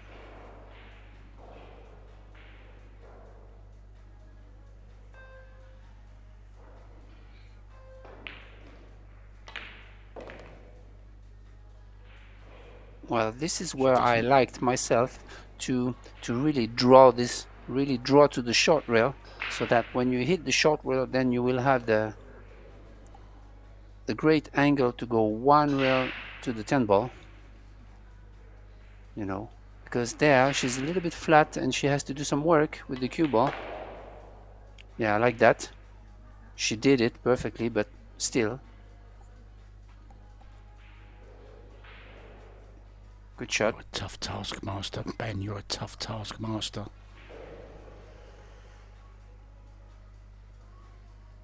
It's just experience and also personal preference. I'm not saying, don't get me wrong, I'm not saying there is a way to play. It's just sometimes personal preference, just like we mentioned yesterday that, for example, I was commentating with Tim a match of Sofia Mast, and he told me that she didn't like the deep draws from what he saw, and so sometimes it's also only personal preference, because there is no better way to go. Sometimes there are, but sometimes there is not a better way to play position. It's just preference. So, stealing the opening rack, Soledad Ayala from Argentina is in control of this one early on. See the nice jacket on the chair there. I thought Predator had brought out chairs for a moment there, but of course it's the jacket hanging over the chair. Maybe it's just a little bit chilly in the arena. I'm sure they've got the aircon on. Not sure of the temperature in Gandia, but I will look it up, because I do like to know these things, Benjamin. I like to know what the players are experiencing, because we're not actually there in person. Benny's in That's important. Spain. Benny's in France, I beg your pardon. He will be in Spain. It's 14 degrees there at the moment. Oh, okay.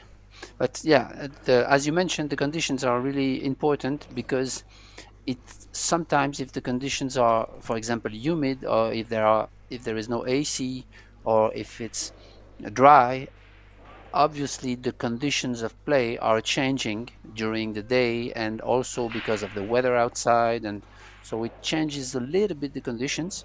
Not that much on new balls, new cloth conditions, but still.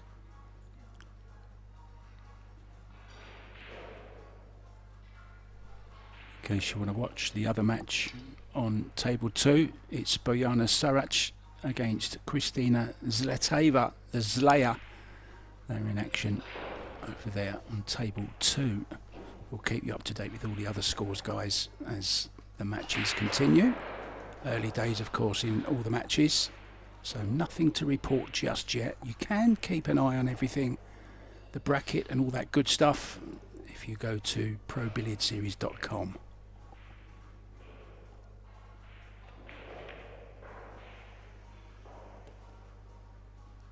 Good shot there. Tough shot to roll, to get the great timing to reach the 2 on the side.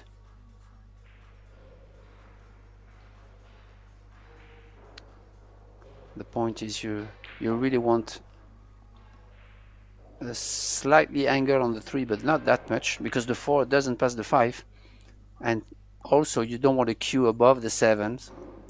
So this is the perfect example where she wanted to stop a ball before the 7, drawing back, but now she's in trouble because she can't draw back from the 3 to the 4 anymore. So she'll have to manufacture something, whether it's safety or whether try to make the 3, jacking up above the 7, and then play a safety off the 4.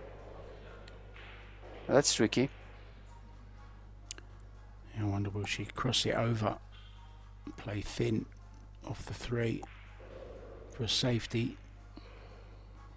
Can't really see her going for the pot here, to be honest.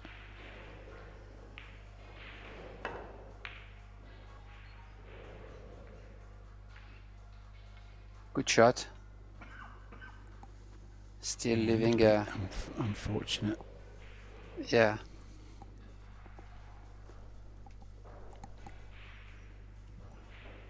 Almost made it. So good effort, but sometimes like small details like this prevent you to run the rack. So this is, when you think about it, she drew the cue ball back just a few centimeters, and the run is over. Oh dear, is she on this 4 ball? I don't think so. The jump Yeah, cue is jump coming. cue. Yeah.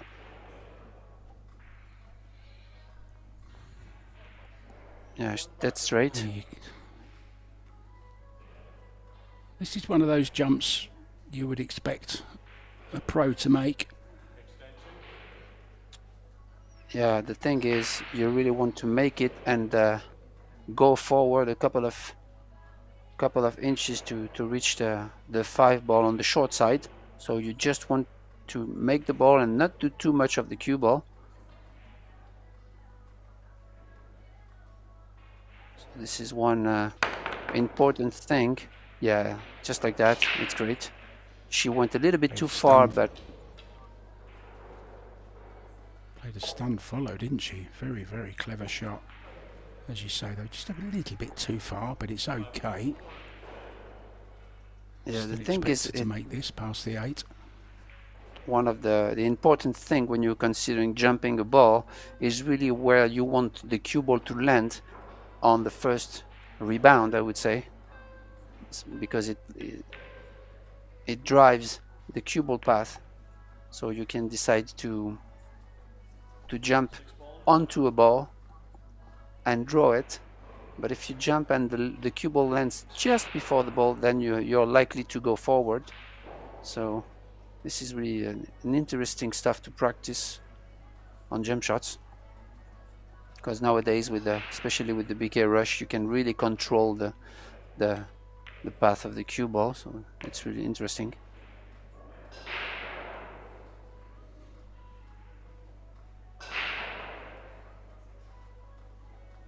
Great effort for the moment from Soledad Alaya. She just jumped the ball and make a tough 5 ball to run this rack.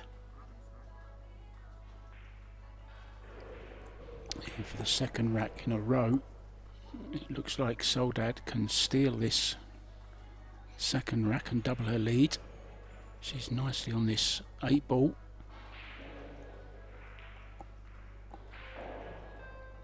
Yeah, very few mistakes since the beginning of this match. Great consistency.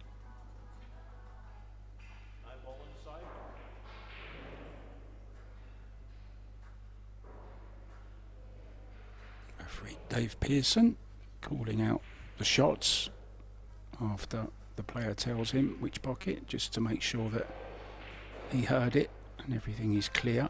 Good refereeing. And this is some really good play from Soledad Ayala. The Argentinian is about to double her lead. Yeah, as we mentioned, just a small mistake position from the Chinese, this one, where she drew back a little bit too far, and then she played a great shot on the 3, almost cross-banking the 3, but missed it not by much, and it costs her the game. So yeah, good 5 ball, wasn't it, into the corner past the 8. Didn't have a lot of room. The object ball was a long way from the pocket, but played it well. Kristina Zlateva going well also. She's 2-0 up on Bojana Sarac. Zhang Muan 2-1 down to Amber Chen. Han Yu has taken the first rack against Shui Jing Jiang. Oh, listen to this. Pei Chun Sai, 3-0 already up on Monica Zalbeck. Now, Wang Ling, who we just had the privilege to watch, is 1-1 with young Savannah Easton. That's out on table 16. I'm sure she'll be showing her match on her channel if she can. And Sophia Mast going well as well. She's 3-1 up against Rachel Enfroy, who you were talking about earlier on. Yeah. She played a great match against Pia Filler yesterday night, even though she lost.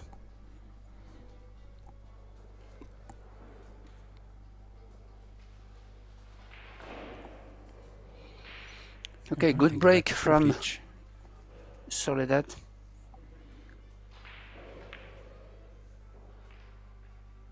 Oh, this is nice. Wanted to be tighter, but has left the rail. Well, maybe have left the ball as well. Yeah.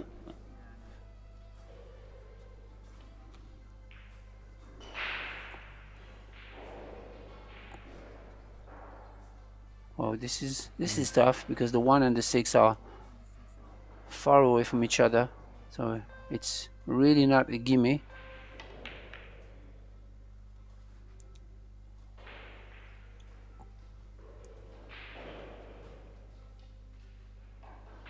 I might even consider playing a safety instead of the 1-6 combination, because you can't really control things when you have such a long distance combination. Yeah, she's called the 5. Is she caroming it? Just carom. I prefer the carom here than the combo, to be honest, Benjamin. Yeah, but the thing is, you can't really control where the 1 is going, so now she'll have to play safe. Well, definitely the carom was on, but so now you don't want to block the 4, so you need to push the 4. Oh, she doesn't even touch it. Okay, that's okay. I thought she would push the 4 a little bit, but I think it already passes the 7, so if it's the case, then you don't need to touch anything.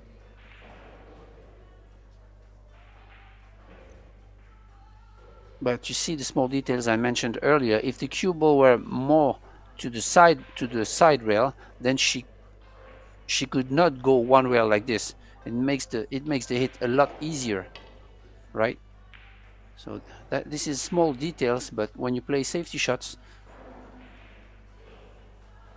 your mind needs to go a little bit further, more into the details of the details to get rewarded. To get a real reward, such as ball in hand or open shot. Yeah, I know some players look at the table and think, where would I not want to be next shot? Put yourself in the position of your opponent to see exactly where you want to tie them up. Yeah, it's all about lines. All about lines. When you kick, you just have to imagine which is the hardest way to kick.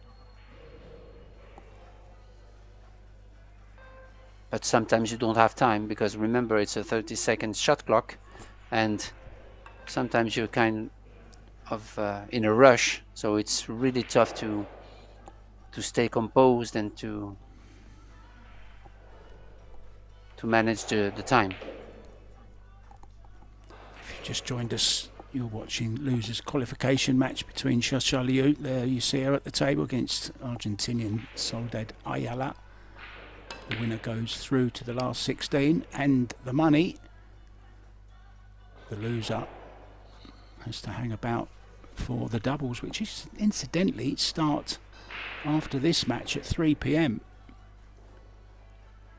Francisco Sanchez Ruiz will be in action alongside Mighty Rapero. They're going to be up from memory, if I can remember what I said earlier on. But you know what I'm like. Can't remember what I said last sentence. Never mind what I said an hour ago. Yeah, it's Wei Chu Chen and Eklan Kachi. They will be up against. That's coming up on this table next as the doubles gets underway. And Zlateva on table 2. Well, she'll be staying on table 2 because she and her partner Exposito will be up against this young lady on this table, Xia Liu and Conrad Musician. So that's coming up for you next, guys. Plenty to look forward to today, isn't there, Ben? Yeah.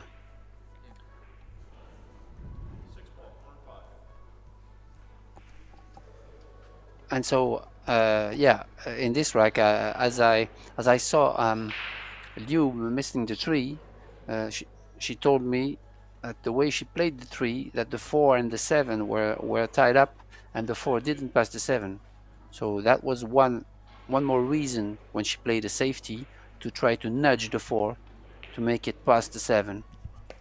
So yeah, it was a little bit of a misjudgment from the Chinese, even though the safety was good. Good shot great there. Shot.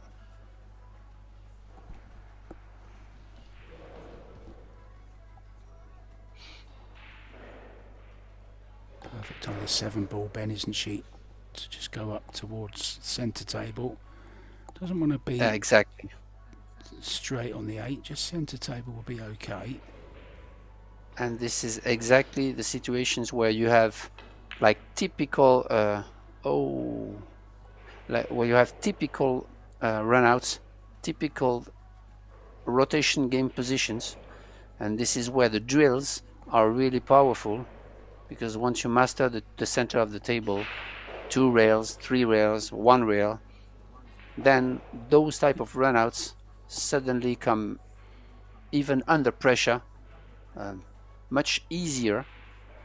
Not easy, but much easier. Yeah, there was When you no work reason those for her shots. to get so close to that 8 ball, though, was there? I mean, middle of the table would have been fine, nice angle. Yeah. In the end, she ended up dead straight on that 8 ball, you know. Yeah. Putting a bit of a quick stroke, I think, on the 8. On the 7, I should say. Yeah, and good shot, by the way. Good safety shot from you there. She really made create distance between the balls, leaving the cue ball towards the rail. With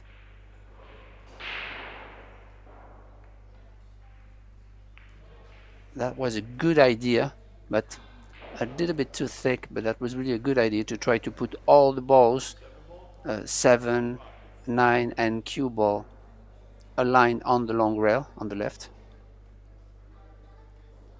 Should be rack over from here, though. This is Xia Liu's territory for sure. That's the angle I thought that Soldad would have left herself off of that 7 before.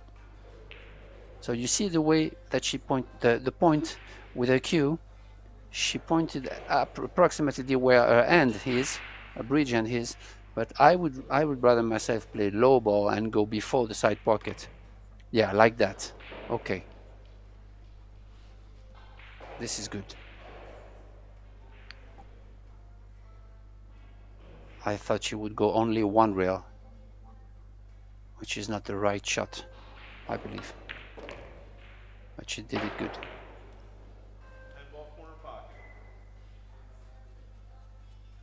Well, she's just about to become part of this losers qualification. You're never really in it until you've got the rack on the board, and here it comes with this 10.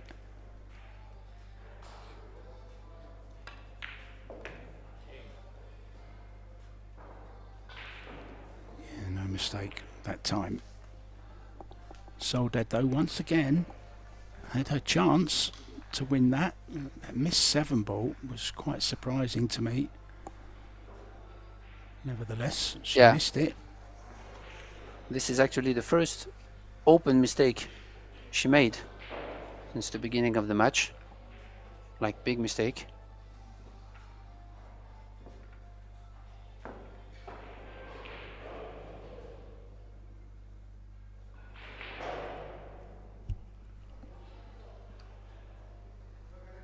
There's the 3 again, which she missed. May have thought that's the end. We're not going to see the missed 7 ball. But that's what's cost her this one.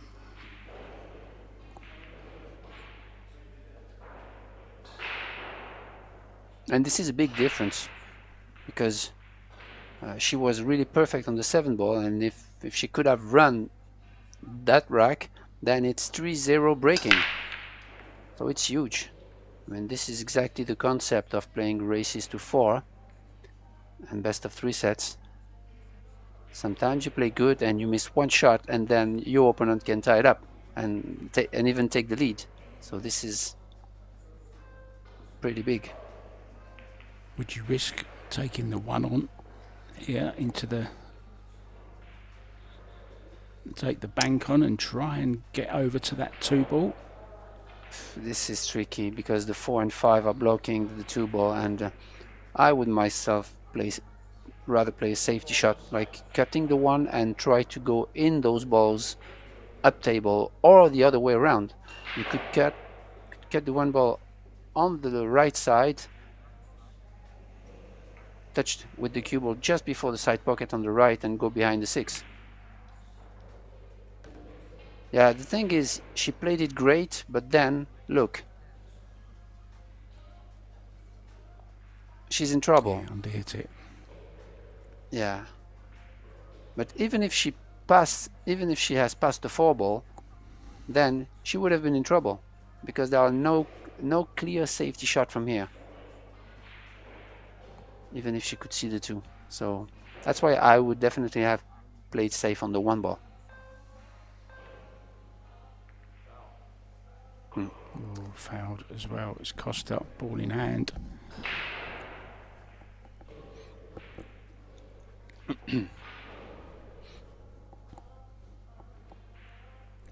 Yeah, but still, She might be still in a tough trouble position. after this shot. Yeah, if she can send the 2 ball up table without touching the 4, then it's okay, but I don't think she can. So maybe she'll have to play the 2 off the 8 and stay behind the 4. Unless the 2 ball passes the 8. But from here it's impossible to see for us.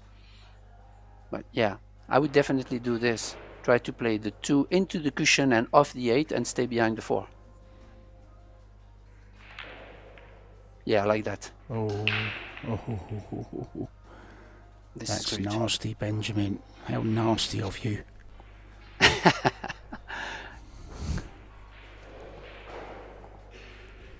Yeah, this is the kind of safety I was talking about earlier. This is the safety where you have good chances to get advantage of your opponent's mistakes, because now the 2 ball is big because you can arrive directly on it or you can arrive before it on the rail. So the arrival is pretty big, but yeah, she touched it perfectly. Great effort. So you always have to have 2 things in mind when you play safe. Try to send the object ball in an area in the middle of nowhere, so that it will make a small target for your opponent, and try as much as possible to glue the cue ball somewhere where your opponent have to go 2 or 3 rails around. So that's 2 golden rules. Of course, sometimes it's not possible, but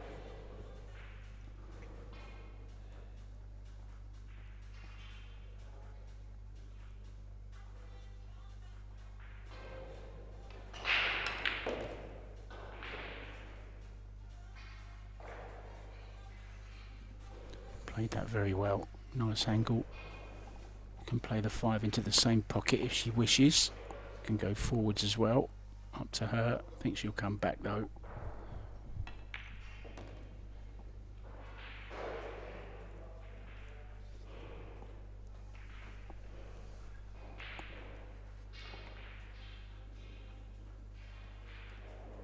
so the 6 and 7 are connected.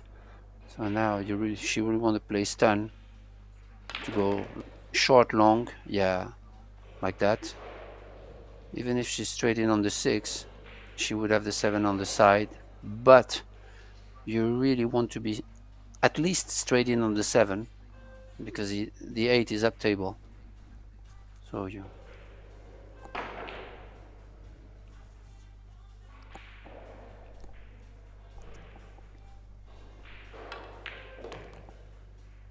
And you see, it's that tricky, those positions, that she elected to draw and play the 7 in the bottom right, instead of stun follow a little bit to play the 7 on the side. So this is a good sign of what's difficult and what's not. Touchy, I would say.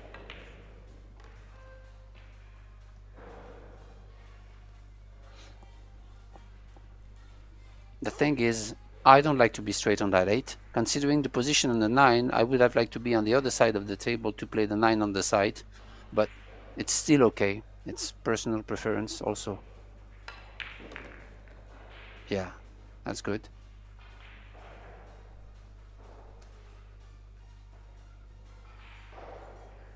She's back in the business, Mark.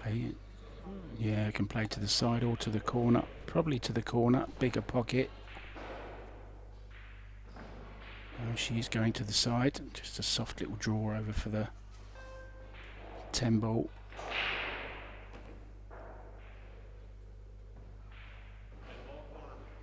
And after not such a good start, she's going to level at 2-2 in this opening set. So Xia Liu, 2-2. Now then, that beautiful arena that you see in front of you, beautiful colours, and of course it's the colours of Spain's flag, red and yellow. The red represents strength and valour, while the yellow symbolises generosity. Oh, I didn't know that. I always like to think, Benjamin, this isn't just entertainment, it's education as well. Yeah, exactly. Always like to learn something new every day. Be a little bit better today than you were yesterday, and you'll never go wrong in life. That's my philosophy. Yeah. I share this one with you, Mark. Thank you very much. I'll have more of those later on for you. Back to the action. Dave Pearson has racked the balls. Xia Liu has the privilege of breaking them. All square 2-2. First set. Losers qualification. Remember, the loser goes home. And as I already mentioned, you see, she just missed that 7 ball on 2-0 to make it 3-0, and now it's 2-2. It's all square, and her opponent is looking better than at the beginning of the match. So all of a sudden, you have to stay sharp, and it's mentally, it's really, you really have to be tough mentally. Big pocket this, past the 8 for the 3. Can really slide it in off the long rail.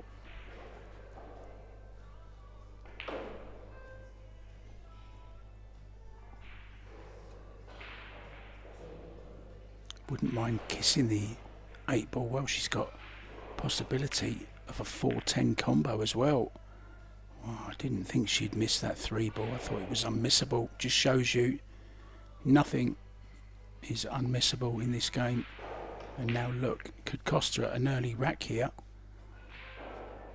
Yeah, Has the choice. because in this type of the situation that she was in, you really, I mean, your mind, your focus is really on the cue ball, so that you want to track for the 4 ball.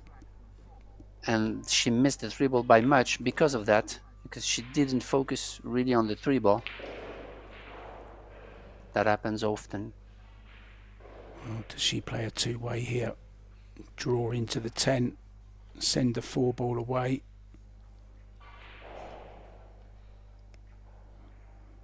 Yeah, the She's thing is, called if she anything.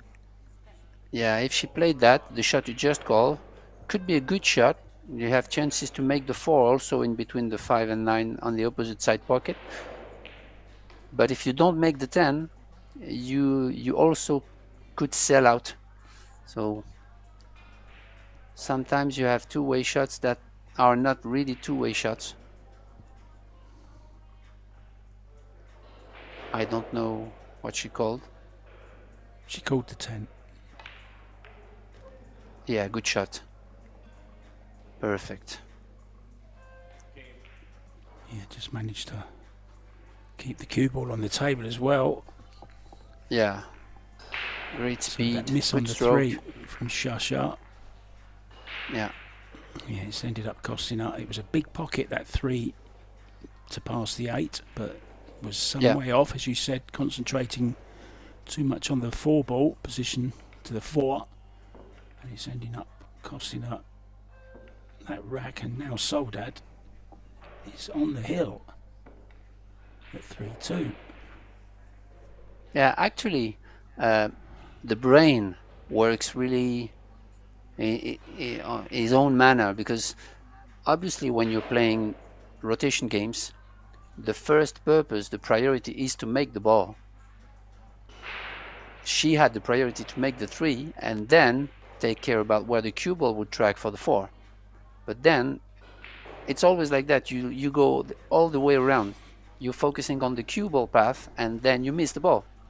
So it's always like that. And you have to work on the priority process, which is make the ball first, always. Yes, because if you do make the ball, miss the position, it's not as important as getting the position and missing the ball, because, of course, stands to reason you're at the table and you've got another shot, you're still in control of the table. Yeah. So make the pot, guys, make the pot. Yeah, it sounds obvious, but when you're under pressure and when you are into a match, the brain is telling you different things. So you really have to have clarity to stay into the moment and think about Oh, the that pesky priority. brain. The pesky brain, isn't it? Always Yeah. gets in the way. Now, with this squeeze off the 9. Yeah, the thing is, it's really interesting how to, when you know how to manipulate the combination, because actually with the English and if you whether you use stun, or you can manipulate the 9 ball going into the pocket or not. Well, she called I the don't 9. know if she. I don't know. No, she called the 9. She called the 9.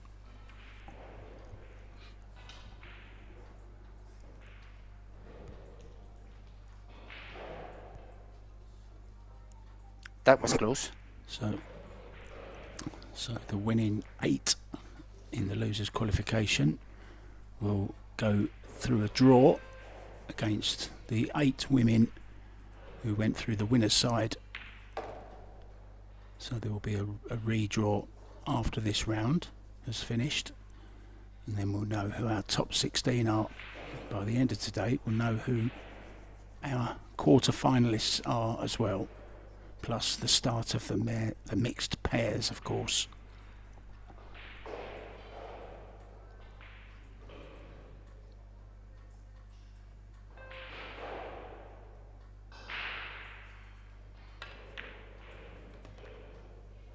Beautiful. Yeah. Beautiful. Ben, would you call that wrap lizard or is it snakeskin? Me and Tim yesterday couldn't make up our minds. It's one of the two. It's reptilian, that's for sure. Yeah, I don't know. It looked like snake, but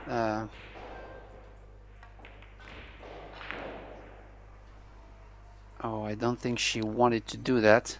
She really wanted to No, keep it's the a little- control of the 4 to get closer to the 5. Yeah, just a little bit careless, I think, because you know that there's always the chance of that happening.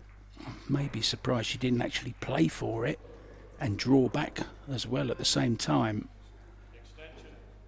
Yeah. Now this is a tough shot. Crucial shot to force a deciding game in the first set.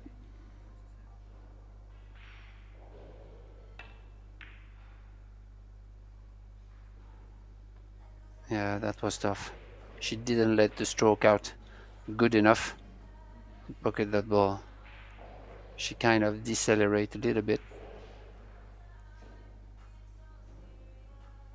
Yeah, didn't finish the shot at all, did she? That wasn't a normal stroke. So a bit of pressure on that shot. This is a chance, is it, for Soledad to win the first set? I would have liked to have been a bit closer to the 7 ball than this. She missed one a lot easier than this earlier on, didn't she?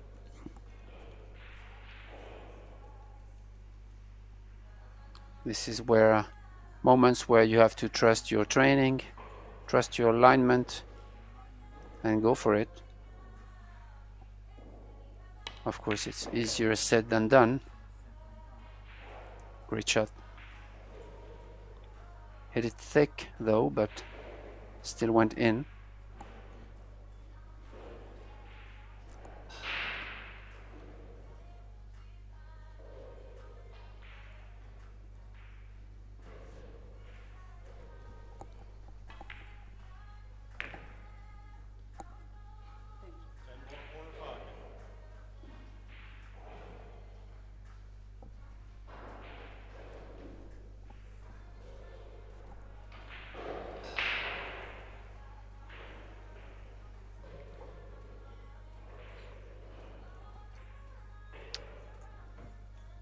Alaya is playing with a throne, a Predator throne series. So With a river shaft. Soledad Ayala taking the opening rack, deciding to, the opening set. Time to take a time out for the young ladies and also for us old men as well. We're going for a break. Benjamin Bell Hassan and myself, Mark White. We'll see you soon for set number 2.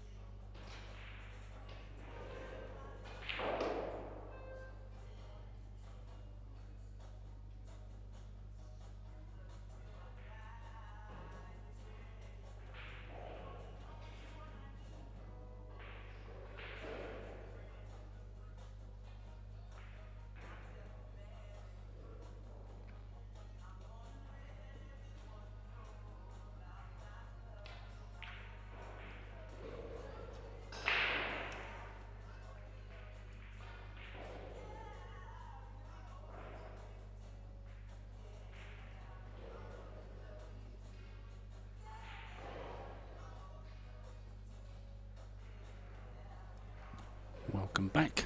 Bag in hand for Shasha Liu. For Soledad Ayala. I beg your pardon. Welcome back to the Gandia Palace here in beautiful Valencia.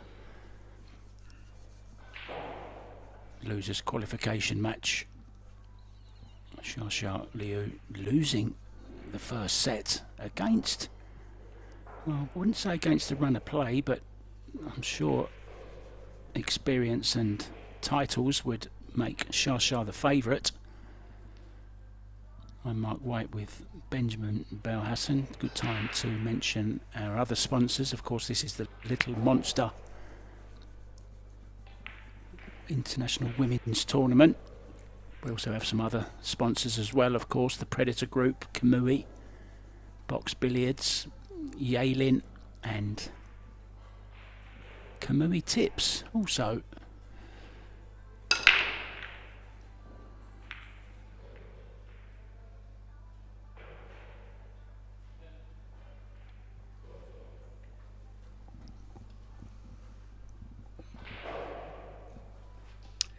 Well, Mark, nothing on the break this time, and looks like Liu will have an opportunity here. I don't know if she can see the edge of the ball, which makes, of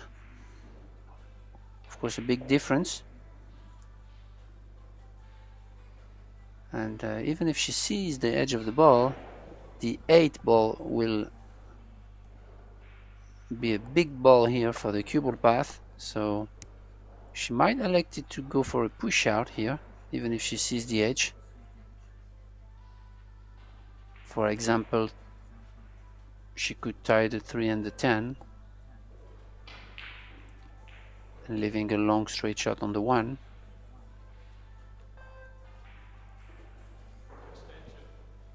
Or she could just roll the 1 ball and play a containing, sending the cue ball to the 8 ball. It's really a tough spot.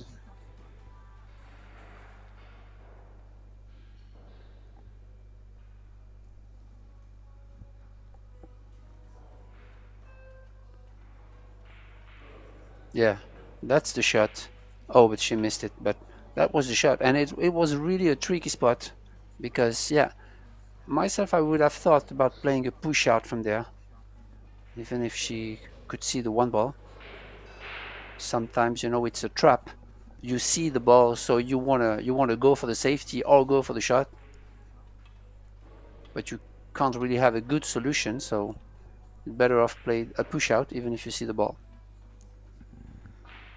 Yeah, looking a little bit under par at the moment, Shasha Liu. I think on paper it'd be fair to say she was favourite to win this, but all credit to Soledad, she's put her under pressure. She's made some great balls when she's had to, and took the first set quite convincingly, really.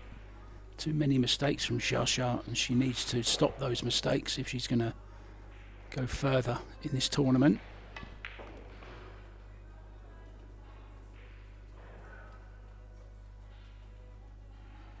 This is the type of shots where you have to let the stroke out, because you really need a good follow quality to go all the way down to the head string to play the 4 on the side.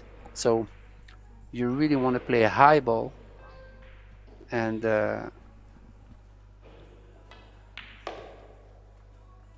yeah, this is good. I would say not good enough, because I was going to say pool players, most of them, they are not used to take enough high on the cue ball, and mostly carom players are used to it. So this is something we can take from the carom players, that when they play a high ball, they really play high, so they really put some follow into the cue ball and some power. And we pool players we are focused on making the ball, so we have precise target. We are not paying attention enough when we play high ball. This is my opinion. And we do value your opinion as well, Benjamin. That's why you're the analyst in the booth, and I'm just here to keep up the banter. in those quiet moments, ask you a few questions and read some results out. I've got the easy job. You're the guy with the Definitely hard not, job. Mark. No, you're brilliant. It's always a pleasure to share the booth with you. Oh, stop it. You make me blush. Well, that's a poor miss. Didn't really get anywhere near the pot there. Yeah, and once again, the mistake comes from the 3 ball, because she didn't take the ball high enough to reach the 4 ball on the side properly, and then she missed the 5. So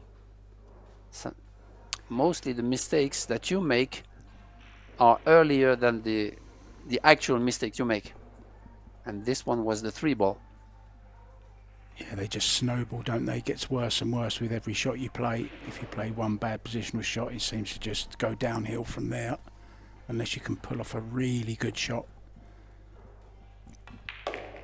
to get back in line. And this is just what Shasha needs in this second set, is an early start, an early lead, and get that beautiful cue action going, which we know she possesses.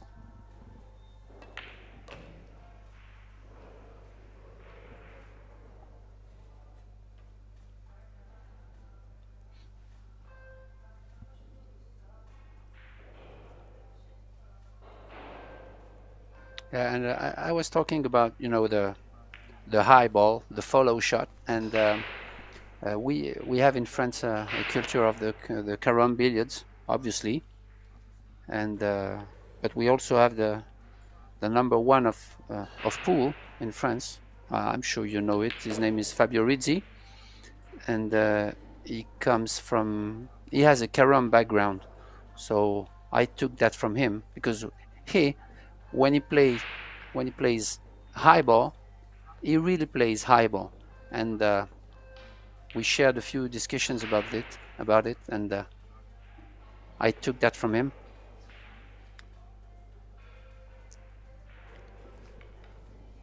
I remember a coach telling me years ago, he said, okay, I want you to hit a high ball, and I did, and he said, no, that's not even much above centre, a little bit more.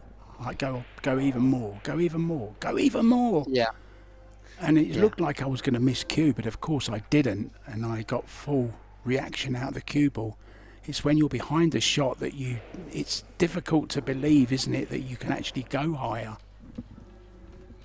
Yeah. But of course it's the smallest part of the cue ball, and that's why it's harder. It's the same as when you're drawing. You're on the smallest parts of the cue ball, so you fear, your brain just tells you to fear it. Anyway, no fear from Shasha. Makes the 10 on the break, so that will be respotted. It's not a win. It did used to be, until a Mario He, Roberto Gomez final, when we had something like 3 in a row.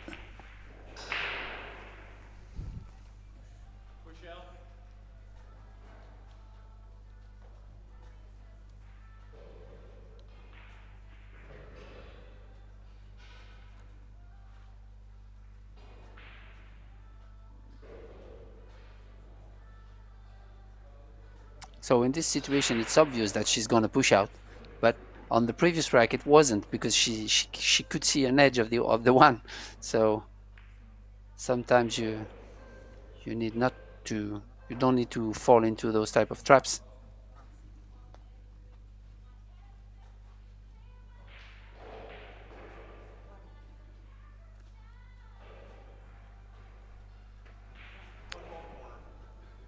So 2 ball is locked by the 5, and she could try to cross bank this one to create distance, to play safety shot, but she went for it. Beautifully slow backswing that you're always talking about. She certainly possesses that. That was so nice, that backswing.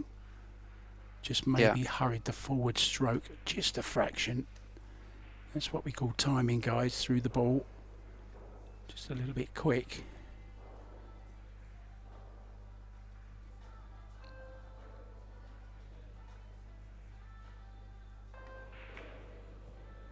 Yeah, there was a shot there. You see, if she could have banked the one ball towards the 2 and 5 into it to try to clear the problem, and going with the cue ball 2 rails behind the 9 would have been nice.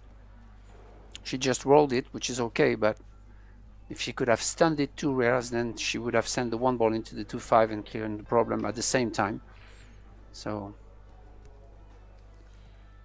as a coach, Benjamin, listening to some of your comments, I get the feeling that, you know, of course it's not all about technique, it's about shot selection, it's about kicking ability, about jumping, it's many, many different facets of the game. How much percentage-wise would you say, if, let's say for example, let's just throw a name out there, Alex Laley, very, very known for his great coaching ability, especially his safety and his kicking instruction. If a player went to him and learned how to play real top quality safety, what kind of percentage would you say would improve their win ratio? wow, this is a good question. I believe because the thing is, players, when they come to the game, you always go to technique, pocketing balls, breaking, jumping, but it's always like that. You always underestimate the mental side and the safety side, always. And I believe it's a lot. I mean, a player, for example, like him, because he used to be a top class player before being a top class coach. You could make big differences only by playing good safeties. Like back in the 90s, and there were rivals with the Niels Fayen, and Niels was pocketing the balls a little bit better, but Alex was moving better. So it was always like great battles, but different skills. And I would say maybe 30 to 40%, which is like huge. Huge, isn't it? Yeah. Absolutely huge. Yeah. Thanks for that. It was a very nice explanation.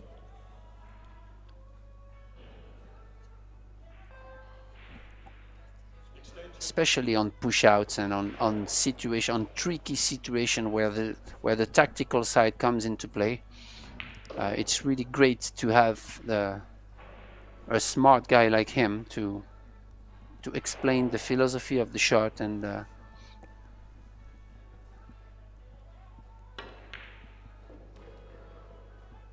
mean, he's definitely one of the person that changed my vision of the game a few years ago. And I had the luck and the opportunity to take lessons with him, and also with Johan Rusink. And I say it every time I can. Yeah, in my opinion, the best 2 coaches in the world. So yeah, it was a crazy experience, and I'd like to do it again whenever I can.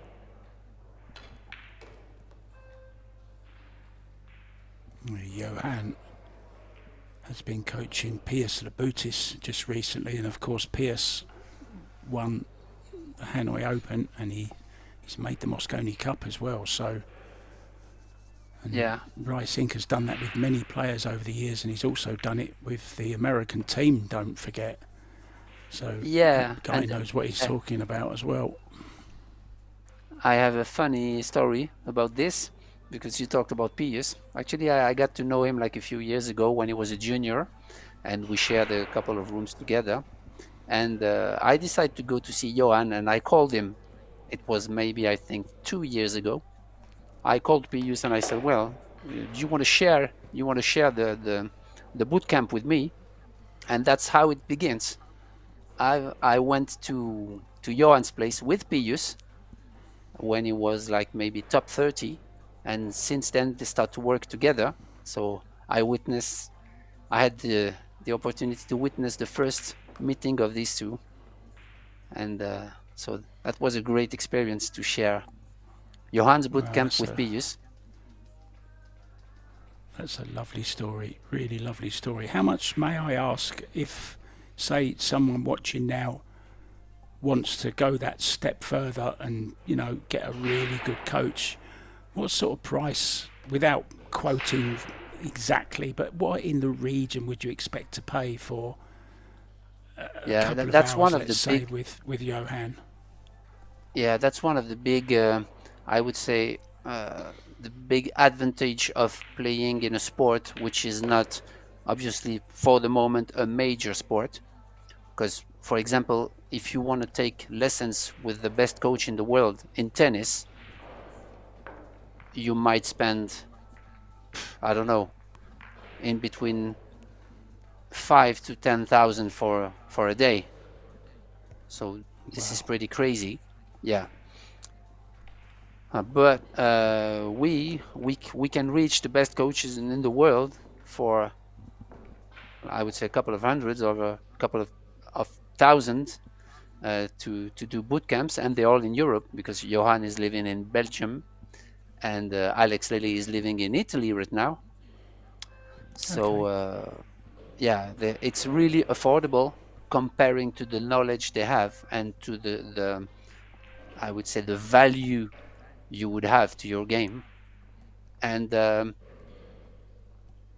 I know Alex Lely for a long time when he was a player, so I got to him first, and then I got to Johan, and I was wondering maybe they come from the same country, and Johan was the coach of Alex when he was a player, so maybe that would be a double, you know. And actually, it's Yeah. really no, it wasn't at all. They both have different styles, different knowledge, because Alex obviously was a top class player. So yeah, I would definitely recommend them. They really changed my vision.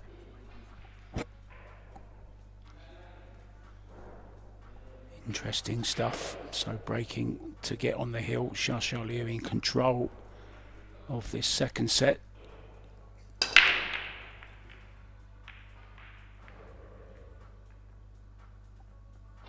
No friends on the break, unfortunately.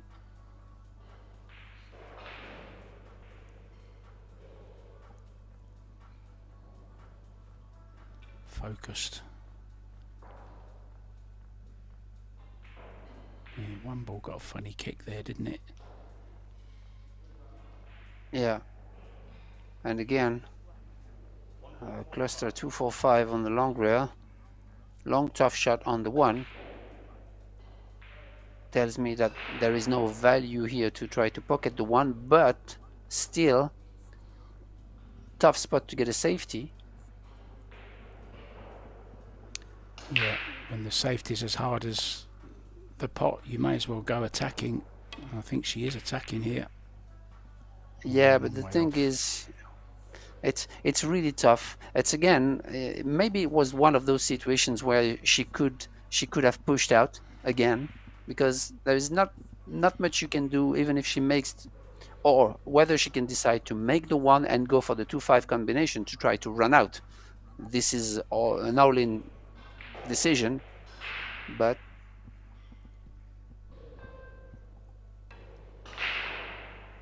You know where this yeah, the cue ball's headed, combination. don't you? Yeah, that's a good shot there.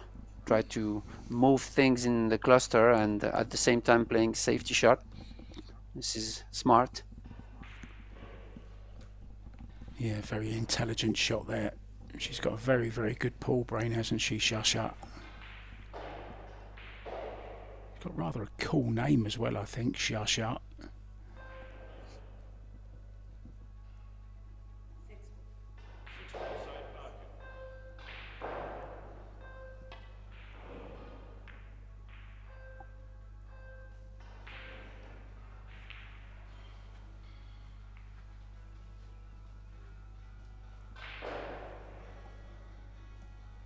Very, very untidy rack of pool this.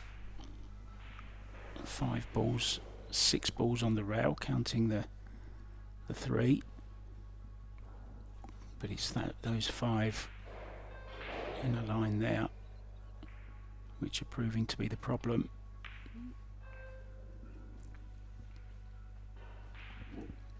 Yeah, actually the big problem here is the 2. Because the 4 ball passes before the 5, so that's great. And the only way out could be to play the 2, or now the combination, or to play the 2 on the 6 on the side, which is really near the pocket, which is hanging.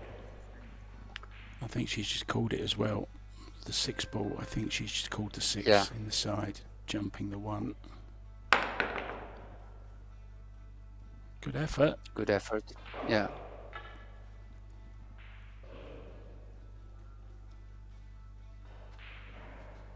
Hopper skipping a jump away from the table.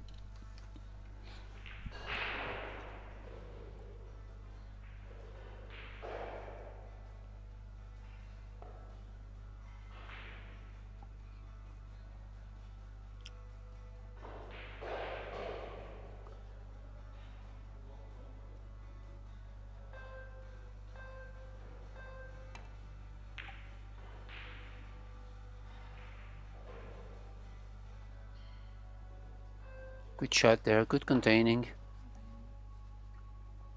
I don't know if she can see something of the 1 ball, maybe the edge. No, she's going for the jam cue, so maybe she called the 6 on the side, Mark, I don't know. Yeah, I didn't see either. We know what time it is there though, look, from her watch. Good shot there. Great.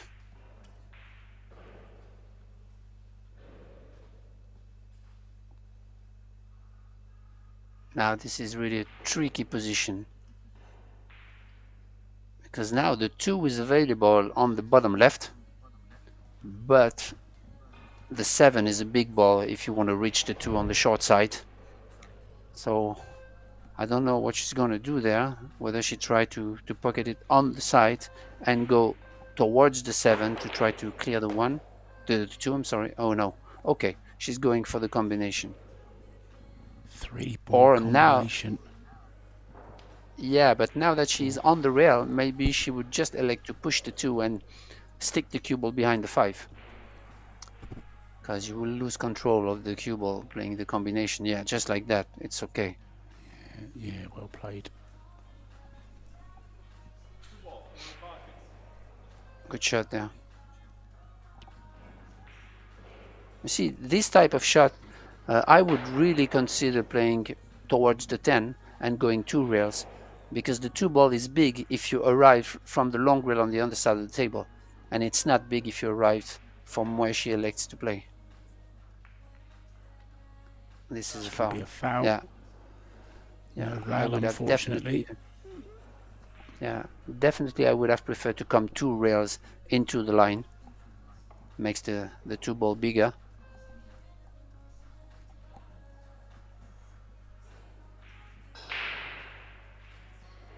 Well, this is a chance to get back into this second set.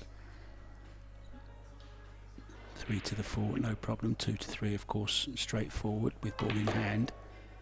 4 to the 5. Well, she doesn't want to be straight on. Well, I guess it's okay. Is it just a little bit straight? Would have liked some angle on this, I think. Can she get the cue ball away from the rail, though, Benjamin? That's the thing. Yeah, the problem is you really want to be on the right center of the table, and if you go follow, for example, you really need no English to go long and short, yeah, like that. But the English is gonna make you, yeah, exactly like this. I don't know if she has the 4 or not, but the thing is, the English on the short rail will open the path of the cue ball towards the 10, just what it did. And I think she's still okay, but she had to let the stroke out. Powerful stroke here. Yeah, she with did low call it, so left. it does go. Yeah. Good shot there. Played it beautifully. This What is a good. shot that is. Yeah.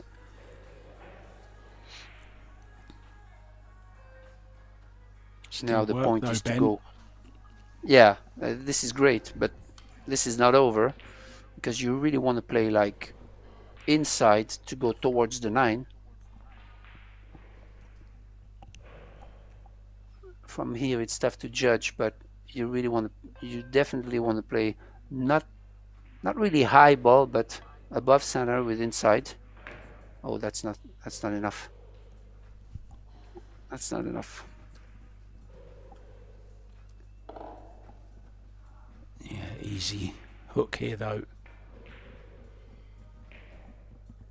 Yeah, but when you had the position that she had, and especially making a tough 4-5 like this, you're really expecting to close it out.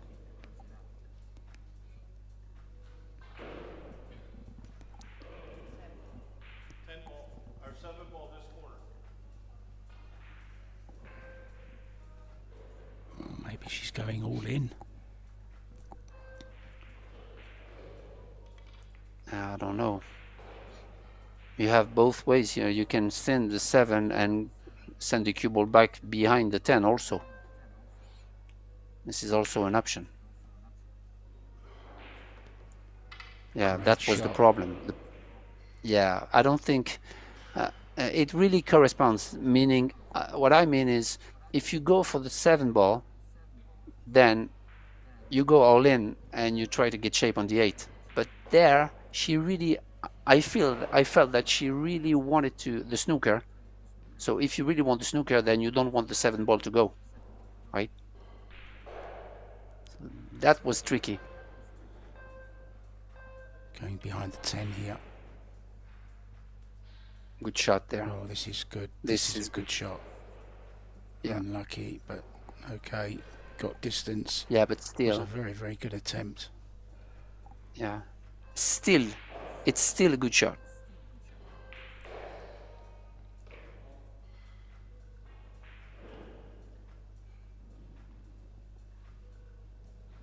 So if she can see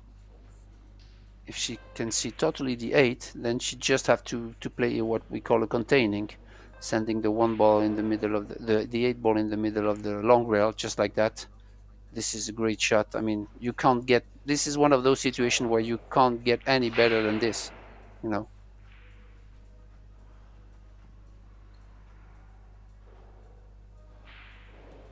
And solid, Alaya has the opportunity to cut the 8 and go zigzag the cue ball all the way down and try to get the snooker behind the 10, which would be a bonus. But she really has to protect the 8, sending it towards the 9. Yeah. Ooh. No.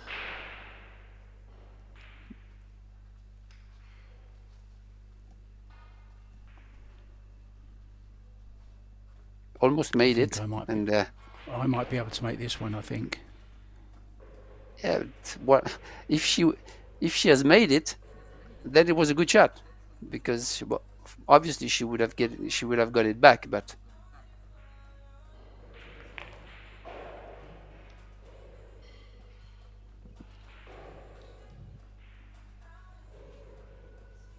that's a good Yeah, shot. got I all the mean, trust. she has the angle on the 9.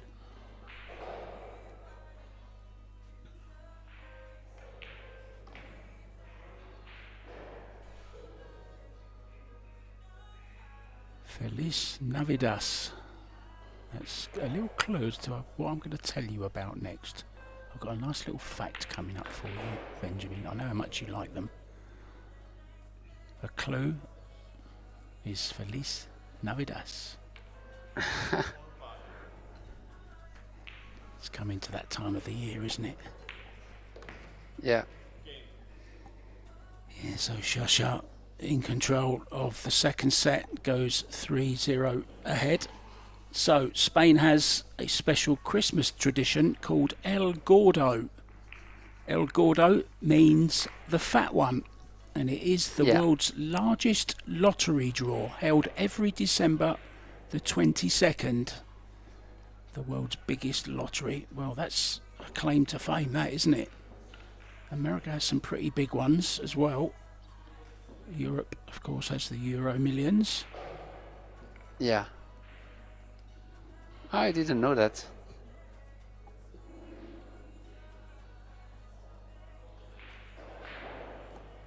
That's two things we've both learned today. And I've learned a lot more from you, from the commentary, that's for sure. So breaking then on the hill, looking to level it up.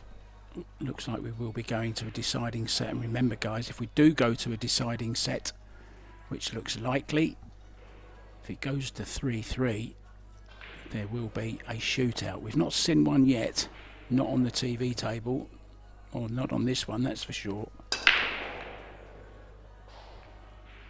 For Rayla, no. Nothing doing, I don't think. Having an anxious look to see if there's anything on the one board. I don't think there is, Ben. Yeah, she took a little bit. It was a kind of a cut break here. She missed the square hit, and but she got away with it. No balls, but no shot for her opponent. I don't believe. But she's Let's have a queuing good look at towards the the- one, so yeah, maybe she sees something about the one. I think it goes. Oh, it doesn't go, but she's played a containing safety shot, but she's not played it well. This is on into the side pocket. Yeah, the idea was good to keep the cue ball in this area of the table where it is right now, sending the cue ball back up, but came up a little short, but the idea was good.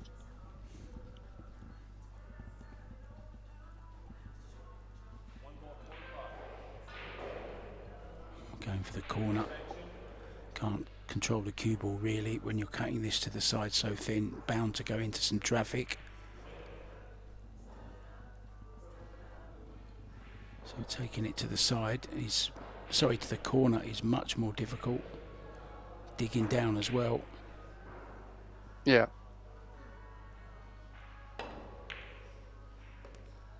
Oh, what a shot. Shasha Liu. Well, great pot. Does the two pass?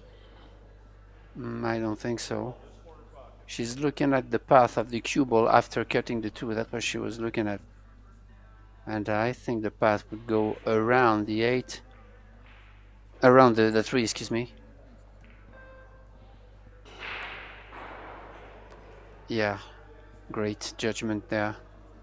Because when you have thin cuts like this and you use extreme low ball, as she did, the cue ball makes the curve, the reverse curve, it goes deeper into the rail before coming back up, and that's how she avoid the 3 there. So this is great judgment, because it's not easy to judge, especially on slide tables and new cloth like this. Yeah, it's little, And little tidbits that you're giving away there, you know, just all these little things. It's so interesting, and you know, really can elevate a player's game, can't they? Just these little things, as you say, the little details mean so much in the overall picture. I was thinking about the question you asked me, like early on, about the safety shots and the kicking. I forgot to mention that when you are talking about the best players in the world, everybody knows how to run racks, right? When it's open, it's not going to be there that the matches are, that the crucial moments of matches are not there. When it's open, 9 out of 10% of the time, they're going to run out.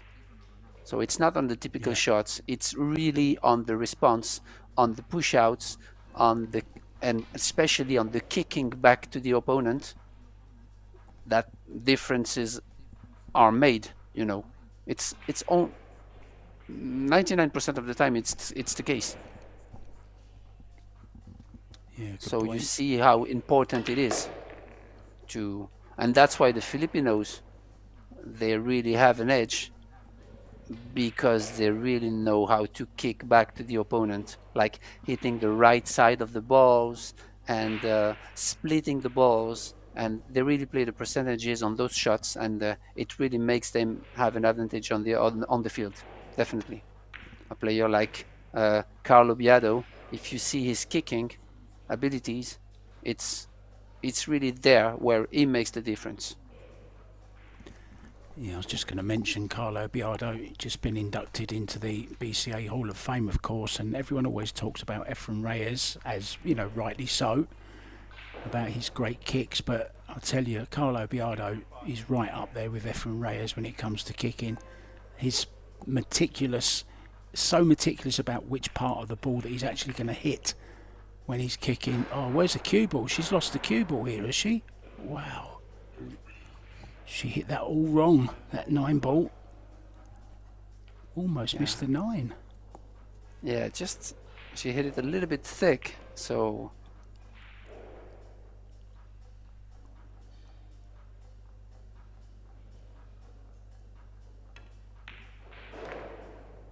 yeah, no problem from near to the rail. Xia Liu then, in much quicker time, takes the second set by 4 racks to 0. We are going to be back very, very soon when the players are back with the deciding set. Don't forget, guys, there could still be a shootout. Will there be? Well, you have to come back with us as soon as the players are back to find out. Benjamin Belhassan and myself, Mark White.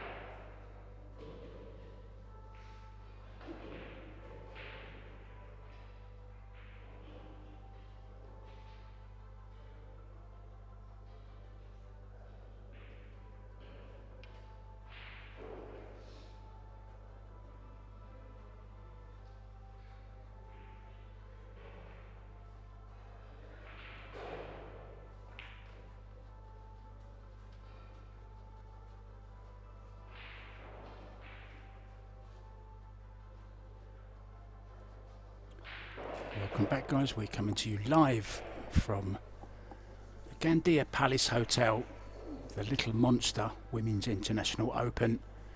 Very interestingly poised this match, 1 set each. We're going into a deciding set. It is a race to 4, but if we go 3-3, we will have a shootout. Benjamin Belhassan and myself, Mark White, are in the booth for this one. Plenty of action going on over the, I think there's over 20 tables. I think there's 22 tables in this beautiful Palace Conference Centre. Ball in the corner, Benjamin. And look at this, a shot at the 1. Yeah. Also the 2 is available, I believe, behind the 7. So this type of shot, it's difficult to control the speed, because obviously the cue ball is gonna come from the long rail, so it's gonna cut the line of the 2, the line of position of the 2. So you need to pay attention to the speed here, because it's easier to follow the line of position than to cut the line. But that's really great from Liu here. She has to decide whether to play the 3-6 combination, or if the 3 passes the 6, which can be a different story.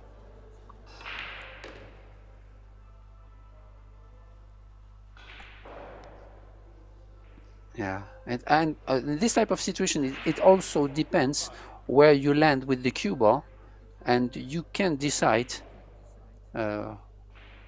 depending on the cue ball position, whether you're going to play the combination or the 3 ball.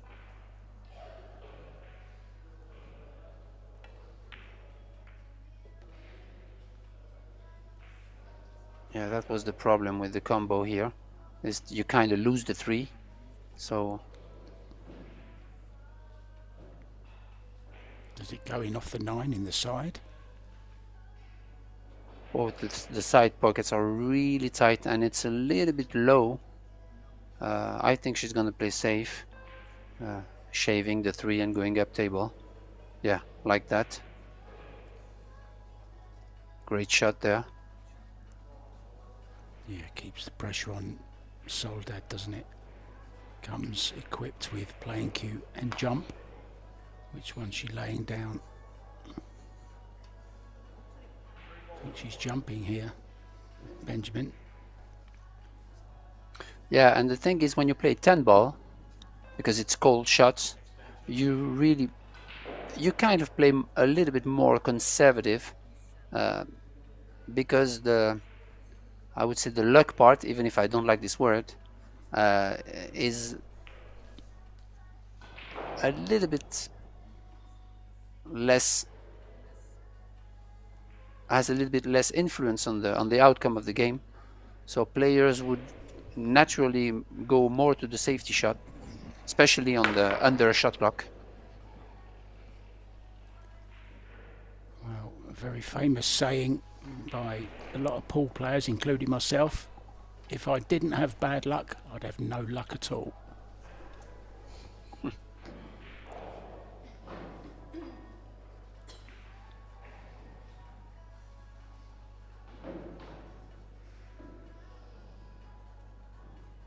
Funny here, I don't know if she can cut the 3 ball on the side. It looks really thin. Extension? Yes, she can, but the cue ball is gonna fly around.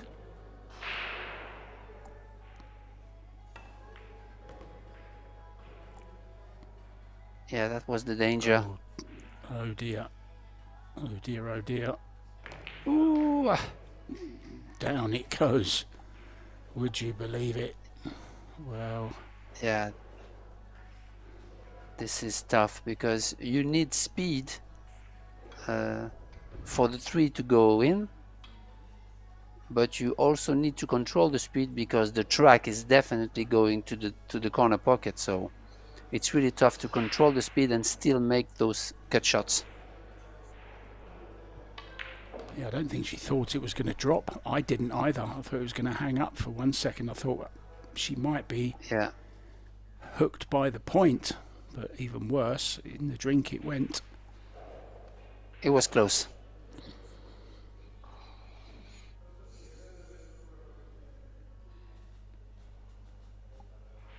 So it can be the right moment for Alaya to put a point on the scoreboard, because she has had a tough second set.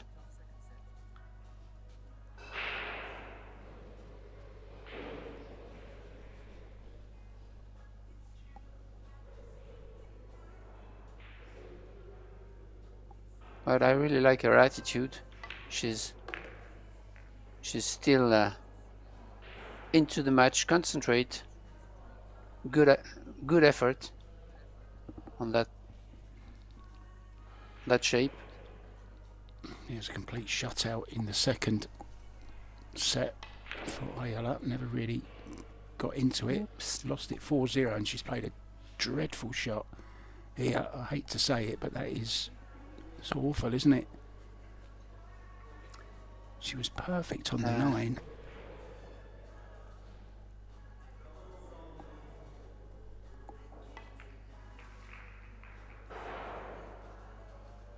Oh, Hearts in the mouth.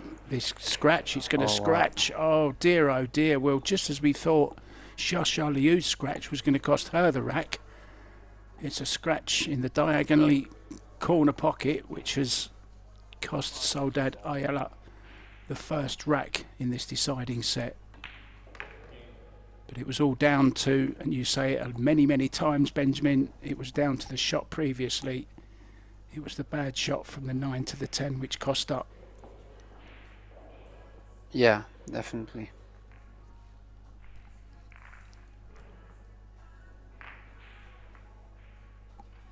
This was the scratch from Shasha. Thought, I've lost the rack here, and then the shot from the 9 to the 10, not great. And she knew what was coming from the moment she hit it. It's really tough to judge, but when you play those type of shots, like the thin cuts to create distance, yeah, when you know that the cue ball track is going to go towards the corner pocket, then you should then pay attention, much more attention to the speed, so that in case it takes the wrong line, it doesn't go to the pocket. But of course, again, we are here in the booth, and it's easier said than done. So it's not about judging, or it's just about try to put some words and explaining what the game is all about, more than judging the players.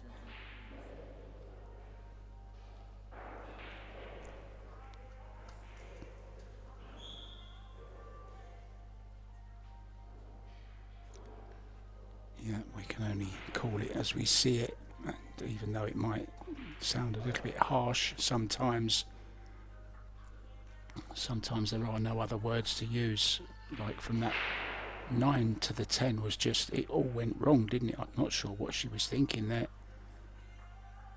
Yeah, you know, it's just a technical mistake. Instead of going just center ball, she went a little bit above center, like Stanish, and then the cue ball track towards the 10 instead of going towards the short rail. And you know, we're talking about millimeters, so Yeah, it's a game of fractions. She's got to forget about it, put it to the back of her mind. She wants to stay in this tournament. She's going to have to win this set. As are both of them, of course. So she's not out of it. There's only one rack on the board, but she can't afford to give easy racks like that. Not ball in hand on the 10.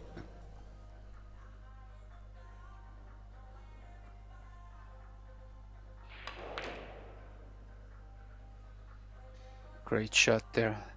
This is really tough to control because the ball is hanging and you really want to hit a half ball and half the cushion, because if you hit it too thin, then the cue ball is going directly into the cushion and is rejected a lot faster. So this is tough to control. Still, she has a hell of a cut on the 3. And I don't know if the 4 passes the 6 from that angle.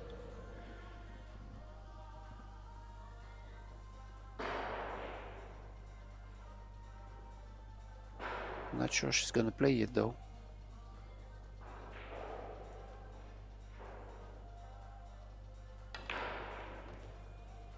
Good shot.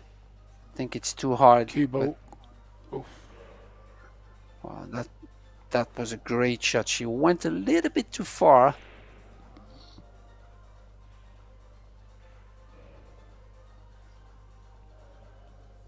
There you can see it does pass the 6. You wouldn't have thought so from Yeah. that other angle, but clearly does.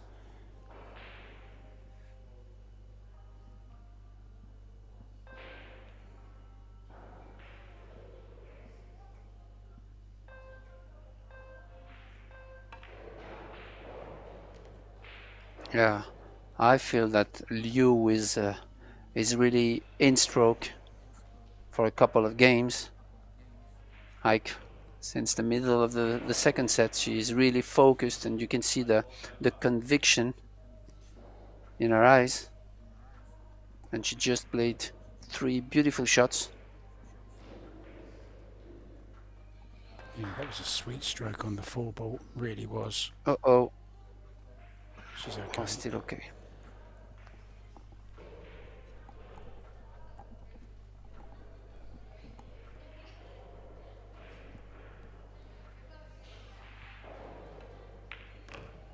Yeah, now all the balls are connected. The 9 to the 10 are connected also, so shouldn't be a problem.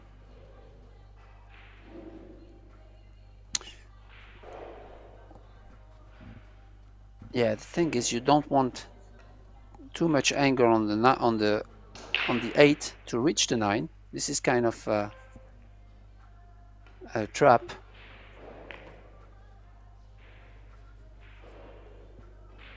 Just a slight And then angle, she- can draw straight back past the side pocket. Yeah.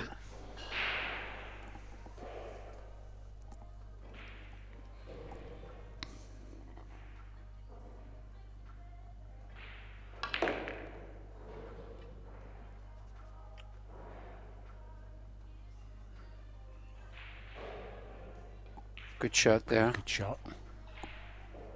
And this is a perfect example of what I was talking about the lines. You see the line in between the 10 and the pocket, and so when she played a 2 rail position, she's coming into that line like this from there. And so even if the speed is not good, she had plenty of space to still be in good position. So that's one of the big concepts of the game, to follow the line, the position line, instead of cutting it, of course, whenever it's possible. So this is one of the golden rules.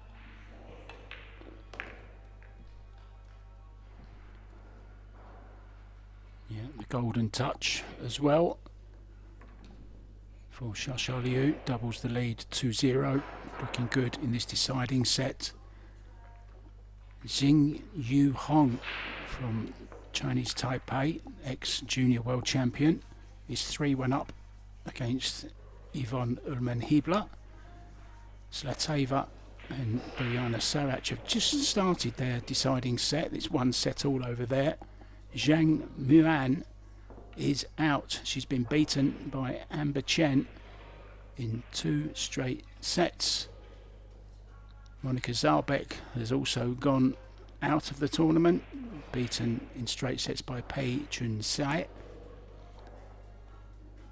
Wan Ling Wang is 1 set all with Savannah Easton, and Sophia Mast has gone through against Rochelle Enfroy from France in straight sets. So the pink dagger going well. From pink dagger to pink BK rush.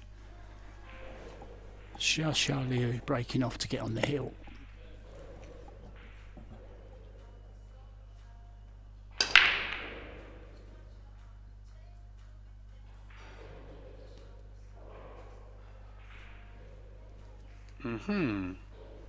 Good spread, good break. Shot on the 2. Let's see the layout. Tough shot though to get position on the 3. The 7 ball is a big blocker here. So maybe you just have to make the 2 and go to the long rail towards the 8. Not doing that much with the cue ball.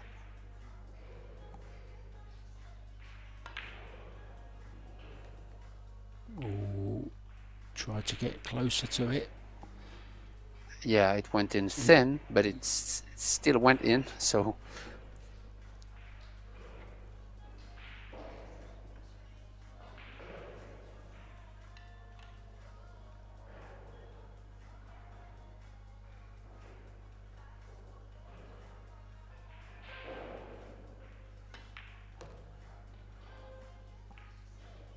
Once again, using shot lots there. of right hand spin.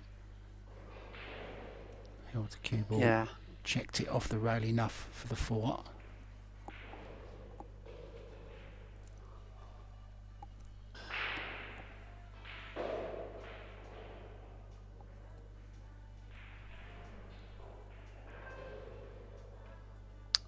Stanish, go off the rail, a little bit forward if possible, but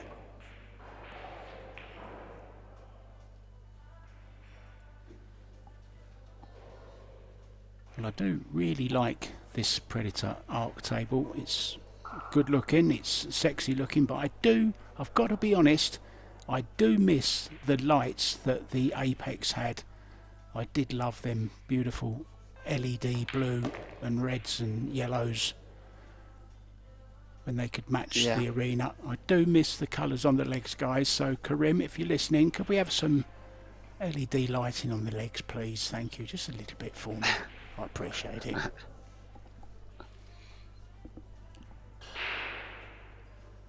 and Liu is appreciating the layout here. We're gonna witness a nice break and run. Maybe everything is in the open. The 9 is a little bit funny because it's high, and I think it doesn't pass the 10, so she'll have to work a little bit, but she should be okay. Extension.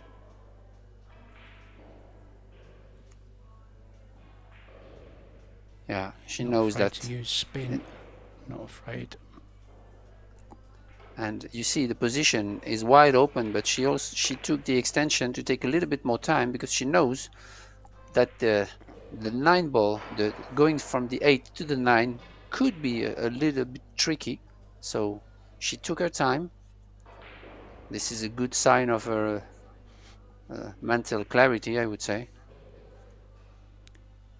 Yeah, it's good management of the shot clock as well, isn't it? It's very good, knows when she needs it, when she needs to use an extension, doesn't just take it willy-nilly, so to speak. Now she's pretty straight on this in the side pocket. Does she take it to the side, or does she take it down the corner, Ben? I don't know, it's personal preference. Yeah, she's straight in. I mean, she delivered a great Stanish stroke on the 8 ball to get this position, so now she has it. Shouldn't be a problem, but that was a great effort on the 8.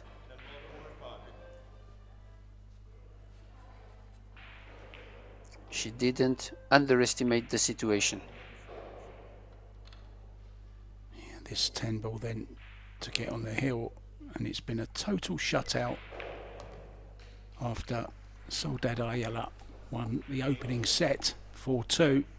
She did look a little bit off, didn't she, Shasha, in the opening set, but from the second set onwards she came back from that timeout and she's a totally different player, and she's now won 7 racks in a row. Maybe that 2 ball next week wouldn't go.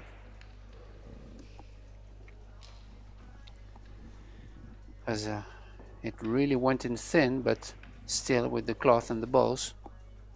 But in a couple of days the tables will react. a little bit differently.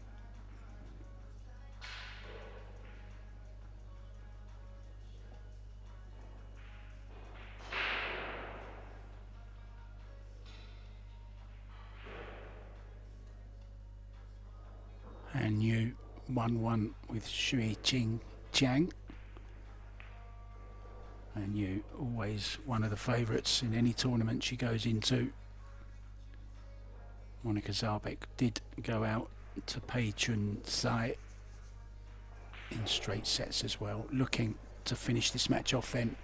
Xia Liu breaking 3-0 up, 1 set each. Here we go.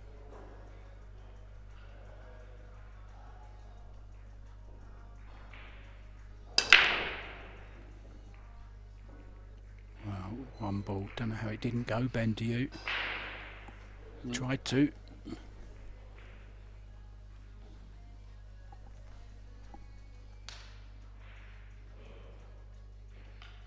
Yeah, and not really a good opener for Ayala.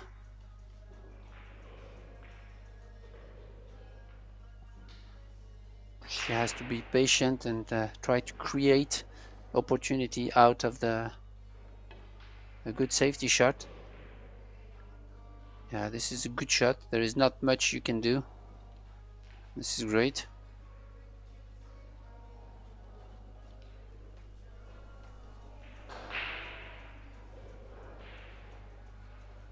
Reminder, guys, next up on this table, Francisco Sanchez Ruiz and Mighty Rapero up against Wei Chu Chen and Eklan Kachi, as we see the little monster mixed pairs get underway. That's at 3 p.m. local time. 2 rounds of doubles and 1 last 16 match to finish off day 2 here at the Gandia Palace.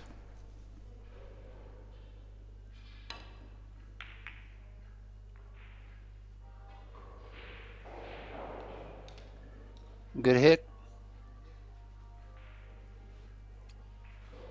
So now this is an interesting situation where when you're trailing like this and you kind of in a tough situation, do you go for the bank and try to reverse the set? You go aggressive. Yeah, that's what she tried. Yeah, illegally potted ball means loss of turn. Xia with every right to put her back in, but of course she's not going to do that, not with the 1 ball hanging over the side pocket. There's every possibility that Soledad Ayala has played her last shot in this tournament for this year. I'm sure we'll be back next year. Lots of good things happening next year from Predator as well. 4 new tournaments added, so I hear. So the schedule already pretty packed. It's going to be even more busy. You're going to have to decide, I think, Benjamin, whether you're going to put down the cue or keep playing and put the mic in your hand more often. Oh, that's not there. Well, how has that gone in? That's the pocket Purely speed. the pace. Purely the pace, yeah.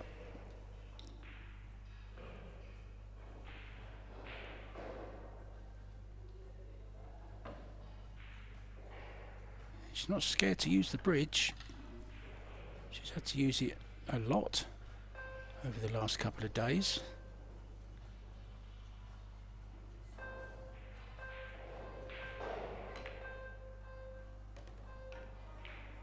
Good shot there. What does she do about Can- the 5 though, Ben? Yeah. Yeah, the thing the is combo. she's looking to play the combo. I don't know what kind of angle she has on the 4.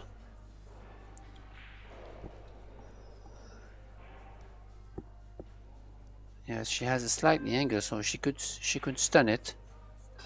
Shouldn't be a problem. Oh, she wanted to go short side, but then, in my opinion, it was better to go into the short rail, not directly from the 4-ball, if it was possible, of course. Speed wise, it's better. It's always better to go to the cushion. This is the key shot then. If this goes in, you get the feeling it's all over. It's there, it's there, it's a great shot. Shot, yeah, great shot there. Perfect on the 6. Clear into the pocket. Closing stages, guys, of this losers qualification round. Yeah, 8, 9 and 10 are connected, so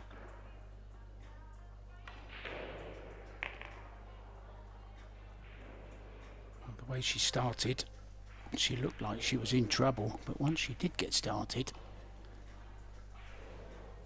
10 racks, sorry, 7 racks in a row so far. This will be the 8th. And it's all over, guys. This 9 and the 10 ball for a very, very good victory after a very, very nervy opening set. Thank you so much for joining us. Remember, doubles action is next. I'm sure she's not going to miss this 10 ball. I hope I haven't jinxed her. But it's pairs next. Ruiz and Rapero up against Kachi and Wei Chun Chen. That's to come next, guys, on this very table. Thank you very much to Benjamin Bell Hassan for providing all those very, very knowledgeable remarks throughout that match. We'll see you again very, very soon, guys, for the doubles action. Bye for now.